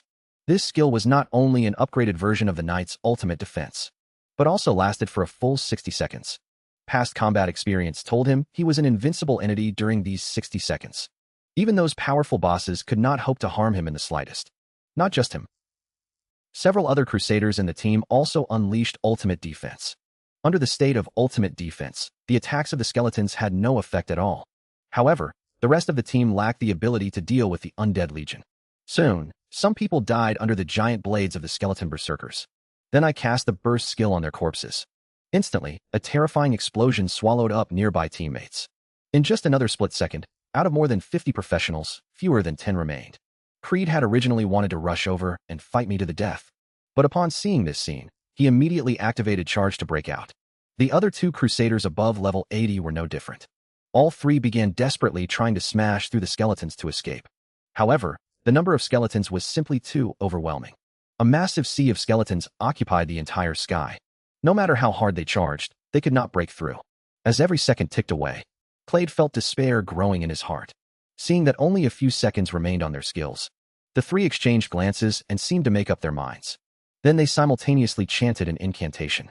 The next second, their bodies transformed into 3 white lights that fused in midair. Seeing this, I immediately realized this had to be some kind of sacrificial skill. Amidst my thoughts, a pure white phantom appeared within the light. To my surprise, what they summoned turned out to be an angel. Moreover, I sensed a divine grade aura coming from it. I immediately cast a detection spell on it. The results showed that the angel before me only possessed pseudo-divine strength, and its existence time was only 5 minutes. Seeing this, the corners of my mouth curled up slightly. If it was only at the pseudo-divine level, I might even be able to strike it down. After all, a level 90 pseudo-god and a true god were worlds apart. Besides, I still had 7 solidified fire god crystals in my possession that could be used to summon liches. Even if that was not enough, I had the essence blood and divine godhood of the god of venom. At this moment, the angelic Holy Spirit in the sky slowly opened its eyes. With just a simple, casual palm strike down, the surrounding air instantly felt as though it had been completely evacuated. Too late to dodge, I was directly smashed deep into the ground. The transferred damage inflicted heavy injuries on the Undead Legion. The Lich General immediately began frantic healing at maximum speed. At the same time, the rune skill on the back of my hand suddenly activated and cast the skill Decay Curse. Yet I found that even the skeleton berserker, with its highest burst damage, could not deal much harm to it. I realized that only the self-destruction damage of a divine grade lich could severely injure it. So I took out a piece of Fire God's essence blood to summon a flame lich. It lunged straight at the angelic Holy Spirit without hesitation. Meanwhile, I quickly retreated with the Undead Legion, accompanied by a deafening explosion. The angelic Holy Spirit in the air was instantly battered all over. Yet in the next second, a pure white radiance emanated from its body. In merely an instant, it recovered from all its injuries. However, I could clearly sense that its aura was slightly weaker than before. Clearly, its power was not endless. Thus, I directly produced a drop of the god of Venom's essence blood to begin summoning an elemental lich. As a medium deity, the power contained within its essence blood was far stronger than that of the fire god. Soon, a toxic elemental lich glowing entirely in green light appeared before me. Right after, a dark green halo appeared beneath the feet of every skeleton. Toxic aura. Applying a flame aura to the members of the Undead Legion. It deals damage equivalent to 10 points of strength per second to all enemies within a 1,000-meter range. It can stack infinitely. Although 10 points of damage per second seemed pitifully weak, given my current total of 30,720 skeletons. After infinite stacking, it could deal over 300,000 damage per second to all enemies in the area. Practitioners of the same rank could not last long in front of this aura at all. Moreover, this damage would increase as the number of skeletons grew. At this moment, the chaotic and disordered power on the toxic lich was surging violently. I could feel that this force far exceeded the previous flame lich. So I hurriedly led the Undead Legion to fly back swiftly. The venomous lich appeared before the angelic Holy Spirit, as if teleporting. 2 seconds later, a heaven-shaking explosion erupted. However, it wasn't like the world-shaking self-destruction of the flame lich. Instead, it turned into a cloud of green toxic gas that swept across a 10-kilometer radius. The slower skeletons were instantly corroded and melted by the gas. Even the total connection talent became useless. Seeing this, I felt a surge of fear. To think the essence blood of a mid-tier deity could be this powerful. It was countless times stronger than the solidified fire god's essence blood. At that moment, the angelic Holy Spirit vanished. A second later, the system notified me that I had killed the angelic Holy Spirit. Experience plus 90 billion. My experience increased by a full 30%. Meanwhile, in the human world, an angel statue began to glow. I'm on a total killing spree. I fought my way alone from the southern wild continent to the wind and thunder continent. I didn't just defeat world bosses that even demigods fear. I also slew the only mid-tier deity in the eternal battlefield. And after I killed the angelic Holy Spirit of the Holy Supervision Church. This anomaly instantly alerted many high-ranking members of the Holy Supervision Church. They knew that the only reason the Holy Army would sacrifice themselves to summon an angelic Holy Spirit was because they had encountered an extremely difficult enemy. But when they learned the sacrificers were Clade and his 2 companions, everyone's expression changed drastically. After all, Clade was the next pope of the Holy Supervision Church. He already had the foundation to become a divine-grade expert. Yet, he was still forced to sacrifice himself to summon the angelic Holy Spirit. Fortunately, he had already left a soul imprint in the Hall of Heroic Souls. He can be resurrected simply by holding a resurrection ritual. Just at that moment, a green light descended from the sky and struck the angel statue. Immediately afterward, the angel statue collapsed with a deafening crash. Everyone present was struck with utter panic at the sight. None of them could have imagined that an angel spirit, known as one of the supreme gods, had actually fallen. Even the angel statue itself had been completely destroyed by the enemy. Originally, as long as the angel statue remained intact, it could be summoned again after a certain period of time. Now, however, it was entirely impossible to summon the angel spirit ever again. This was an unbearable loss for the Holy Supervision Church. On the other side, I had no idea what was happening inside the Holy Supervision Church, let alone that the venomous lich's poison had directly descended upon them and destroyed their angel statue. Right in front of me stood a venomous lich glowing with an eerie green light. After self-detonating, it had successfully restored its corresponding rank. Afterward, I continued my journey toward the Fonlay continent. Meanwhile, deep within the Abyss world, Mina reported my appearance in the lower realm to the Succubus King. Hearing this, the Succubus King was somewhat shocked. She knew very well that with my current level, it was simply impossible to enter the lower realm. Even Bai Shun and Meng Anwen lacked the ability to send anyone below level 90 inside. The only one with such capability was that entity in the upper realm. In her view, that being must have made some kind of deal with me to pull this off. If that was truly the case, she could not afford to touch me even if she stepped in personally. She might even end up being obliterated by the entity in the upper realm. Such a foolish act was out of the question for her. Yet she could not simply ignore the Demon Emperor's command either. After thinking it over, she instructed Mina to spread the news of my whereabouts to Haitian Demon King. She was certain that Haitian Demon King would definitely take action upon hearing this. After all, I had personally killed its son back in the upper realm. As for whether Haitian Demon King would die in the lower realm, she could not care less. 20 minutes later, I finally crossed the Wind and Thunder Sea and entered the Wind and Thunder continent. Not daring to stop for even a second, I continued flying toward the Burial Thunder Canyon. There was still a distance of about 10,000 kilometers left to the canyon. I had to get there as soon as possible, because the danger level here was comparable to the wild continent. Just then, countless black dots suddenly appeared ahead, flying rapidly toward me. When I saw their appearance clearly, my gaze turned slightly cold. It turned out that these black dots were all dragon race practitioners. This was because the residual aura from the dragon members I had killed previously was too strong, allowing nearby members of the dragon race to sense my presence instantly. Soon, over 1,000 dragon race members above level 70 surrounded me tightly. The leading dragon clan general wore a bloodthirsty, cold sneer. A level 52 human. I will make you pay with your life for our fallen dragon compatriots. Hearing this, I didn't feel a hint of fear, and instead felt somewhat excited, because I could use them to test the effects of my toxic halo. I immediately summoned my entire undead legion along with the poison liches. In an instant, a green halo appeared around every skeleton, under the stack of more than 30,000 toxic halos. The surrounding dragon clan generals had to endure over 300,000 points of damage per second. Even with their healers trying desperately to heal them, they couldn't keep up with the rate of health loss.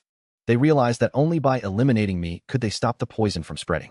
Yet they quickly discovered that the skeletons I summoned possessed terrifying strength, and simply could not be defeated. They never expected a level 52 human to be this powerful. At the same time, I noticed something strange about these dragon race members. Their appearances and armor were completely identical, and even their movements were remarkably similar. This was completely different from the dragon clan generals I had encountered before. This sudden thought sparked a bold guess in my mind. Could the dragon race be capable of manufacturing war puppets? If even level 70 dragon clan generals could be mass-produced, that would be terrifying. To verify this hypothesis, I used the detection spell on them. I discovered that these level 70 beings had a mental power of only 20,000 points. Generally, with a total attribute of 650,000, mental power should be at least 100,000 points. Clearly, it was highly likely they were war puppets created by the dragon race. Right at that moment, I noticed that the dragon clan general who had spoken earlier looked distinctly different. When it saw its troops beaten to the point of having no defense by the skeleton berserkers, panic appeared on its face. Without looking back, it fled the scene. Looking back at the remaining dragon clan generals in battle, they fought desperately despite knowing they could not win. Now I could be almost certain these dragon clan generals were not true members of the dragon race, but were puppets. Within the short minute I spent thinking, nearly all of the 1,000 dragon clan generals were wiped out. As for the one that escaped, I could not be bothered to chase it. My immediate priority was heading to the Thunder-Burying Canyon to get what Antares wanted. After returning from the Eternal Battlefield, I would report this matter to Bai Yuan and the others. I then continued my journey toward the Thunder-Burying Canyon. Meanwhile, a space-time channel appeared somewhere in the Wind Thunder continent. A large group of demons rushed out from inside, including the succubus Mina. Because she had long since planted a special imprint on me, she could clearly sense my location no matter where I was. Accompanying her this time was an elite squad under the Haitian Demon King. This elite squad consisted of a total of 10 demons, and every single one of them exceeded level 80. Their captain Healy was a Lord-grade demon standing 83 levels high. A Lord-grade demon held a status second only to a Demon King. Its attributes rivaled those of a Lord-grade boss of the same level. In particular, a Lord-grade demon who became a Demon King would be invincible among Demon Kings of the same level. Yet this operation left him extremely dissatisfied. Lord Demon was being far too cautious. To deal with a mere 52nd level human, he actually sent their elite squad. Although they had heard rumors that Flame Demon King was slain by me, they simply believed the humans were just bragging. They refused to believe a level 50 human could pull that off.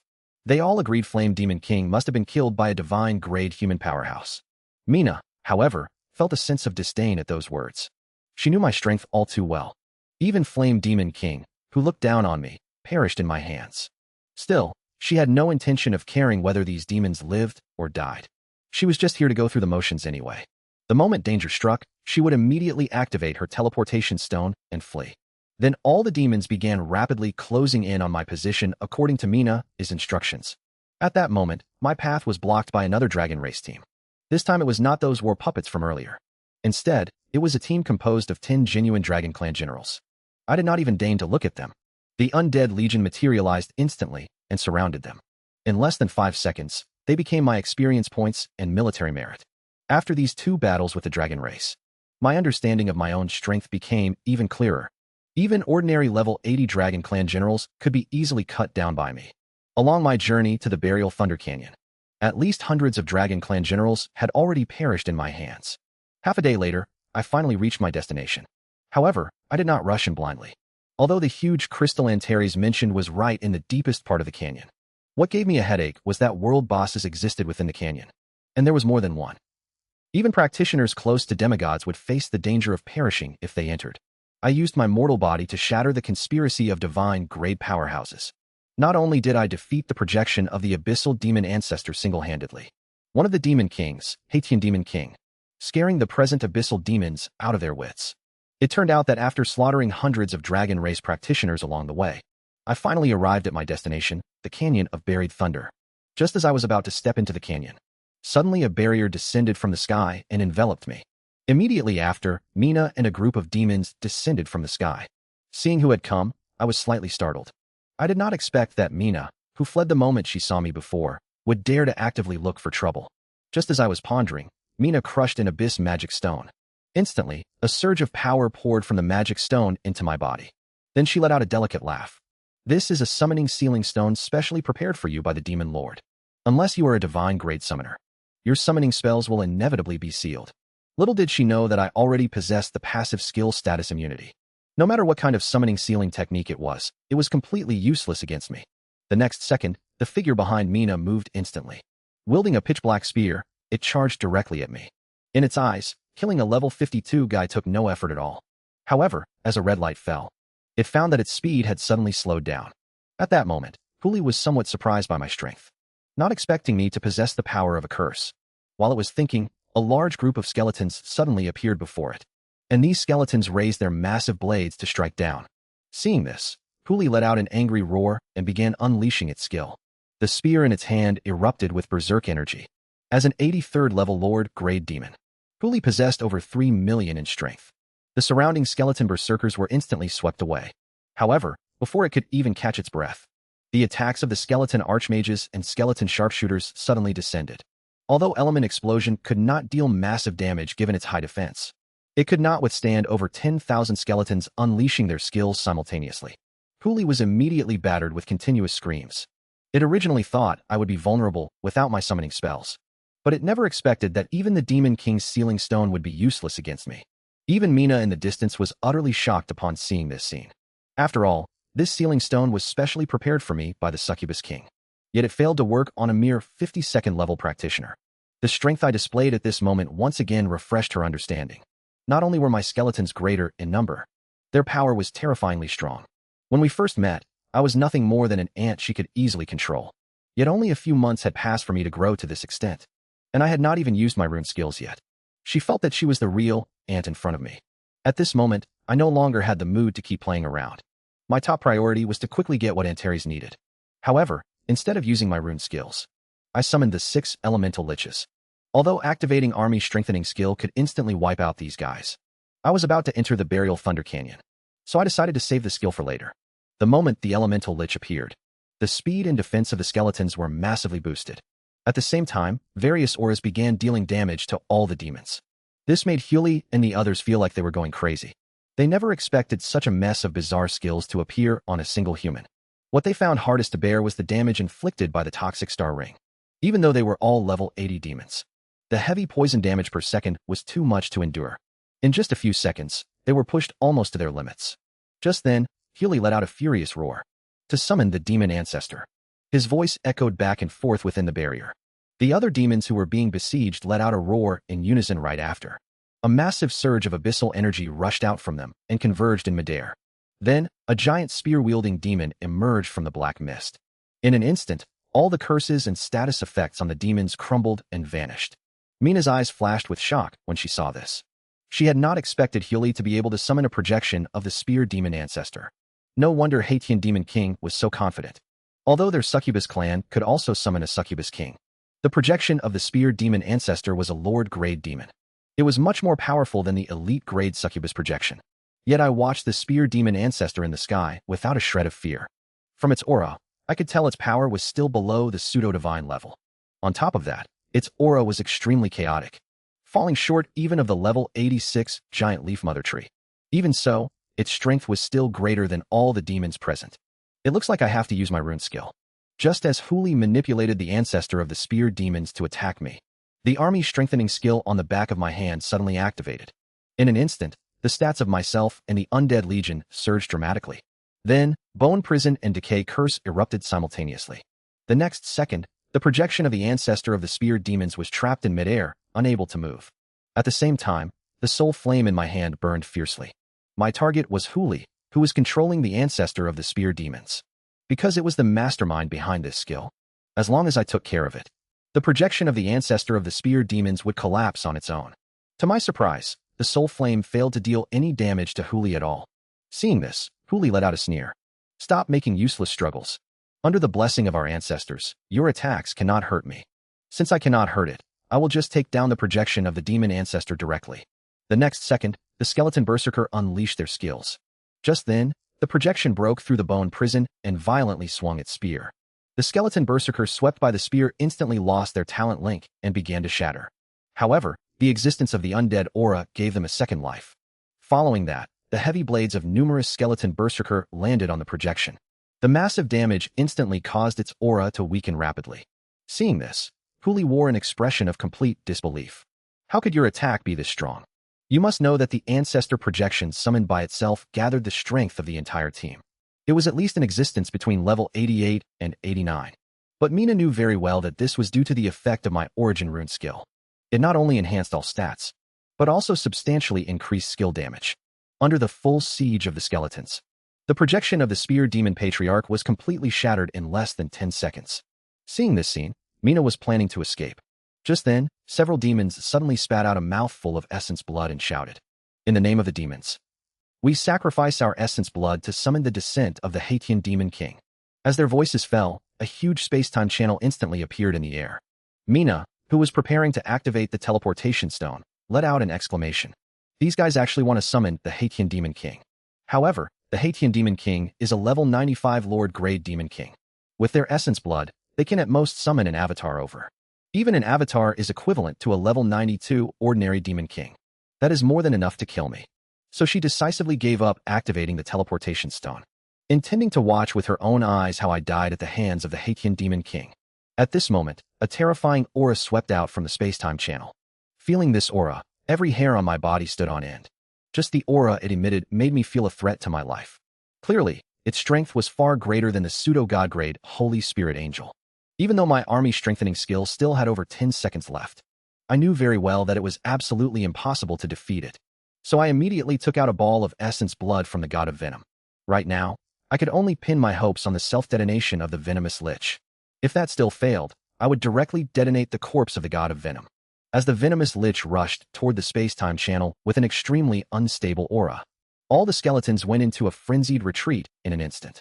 Seeing this, Mina instantly sensed danger. Then she began to retreat wildly. 2 seconds later, a flash of green light silently burst open within the space-time channel. And in an instant, a radius of 10 kilometers was shrouded in toxic gas. Outside the toxic gas, Mina wore a look of utter terror. She watched with her own eyes as Huli rapidly melted in the explosion. Even the Demon King avatar that had just poked its upper body out dissolved into thick liquid. At that moment, an unimaginable fear flooded her entire body. Keep in mind that even the Venom Demon King could not poison the avatar of the Haitian Demon King to death. One can only imagine how terrifying the lich I summoned just now was. Thinking of this, she decisively activated the teleportation stone given by the Succubus King and vanished from the spot. Just at that moment, the system prompt rang out. Congratulations on killing the avatar of the Haitian Demon King. Experience increased by 91 billion. Star rating +1, which boosted my experience value by a full 30% and more. The third gold star on the military merit badge also completely appeared. At this moment, my military rank finally reached 3-star Divine General.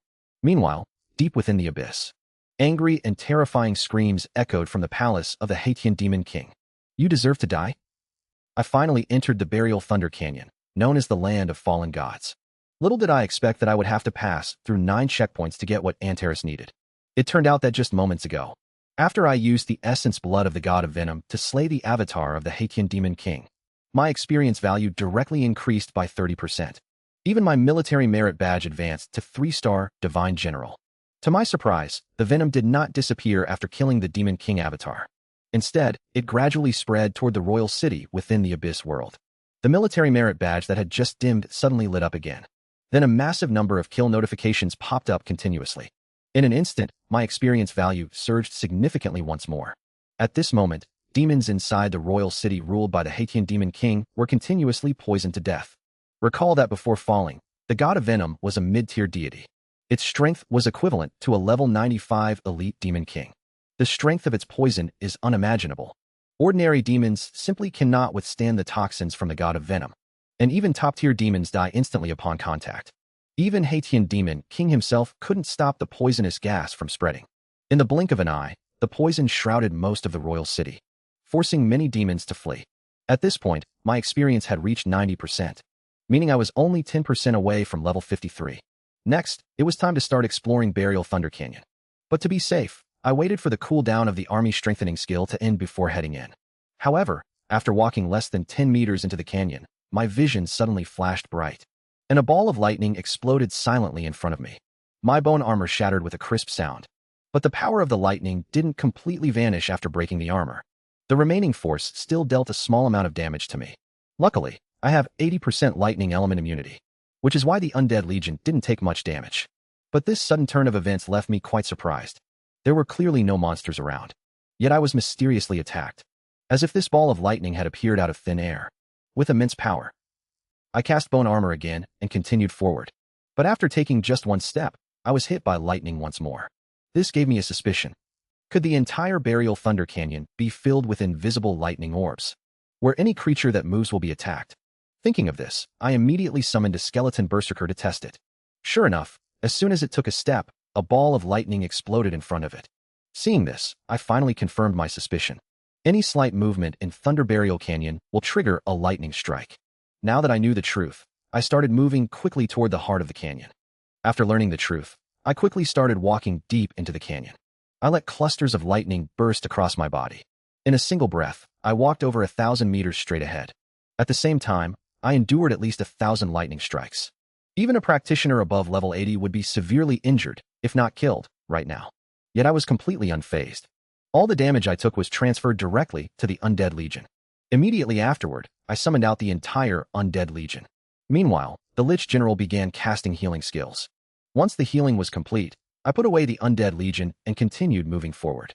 After repeating this dozens of times, I finally reached the first fork in the road. At this moment, my mind began recalling the map Antares had given me. To reach where that crystal was located, I needed to go through 9 intersections. Moreover, each intersection had between 3 and 6 choices.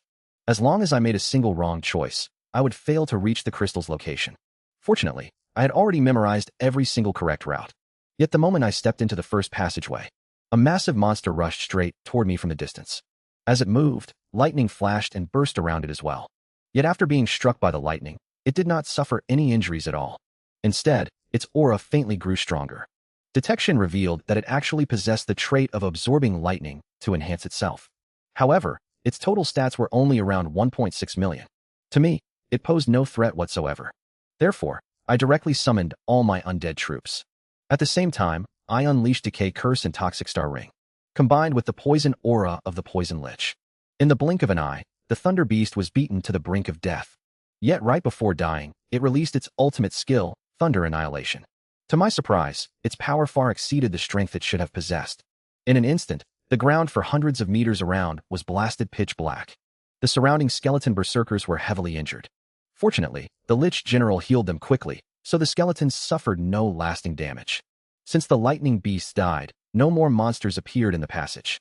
10 minutes later, I reached the second fork in the road. Without stopping, I went straight down the correct path. The lightning damage here was at least 30% higher than before. But this level of damage was still not much of a threat to me. I continued forward, braving the lightning attacks. But after walking nearly 1,000 meters, I encountered the lightning beasts again. Not only had their level increased by 1, but there was also 1 more of them. The difficulty was more than double that of the previous fork. However, under the siege of the undead legion, they were still forced to self-destruct. But this time, I had already made ample preparations. As a result, the undead legion didn't take any damage. This was only the second fork, and the difficulty had already doubled. One can imagine how difficult the remaining 7 forks would be. Even a team of demigod practitioners above level 85 would find it hard to pass. Soon, I entered the third fork. This time, the power of the lightning increased by 60%, and the number of lightning beasts increased to 3. Killing them wasn't difficult for me. The hard part was minimizing casualties when they self-destructed.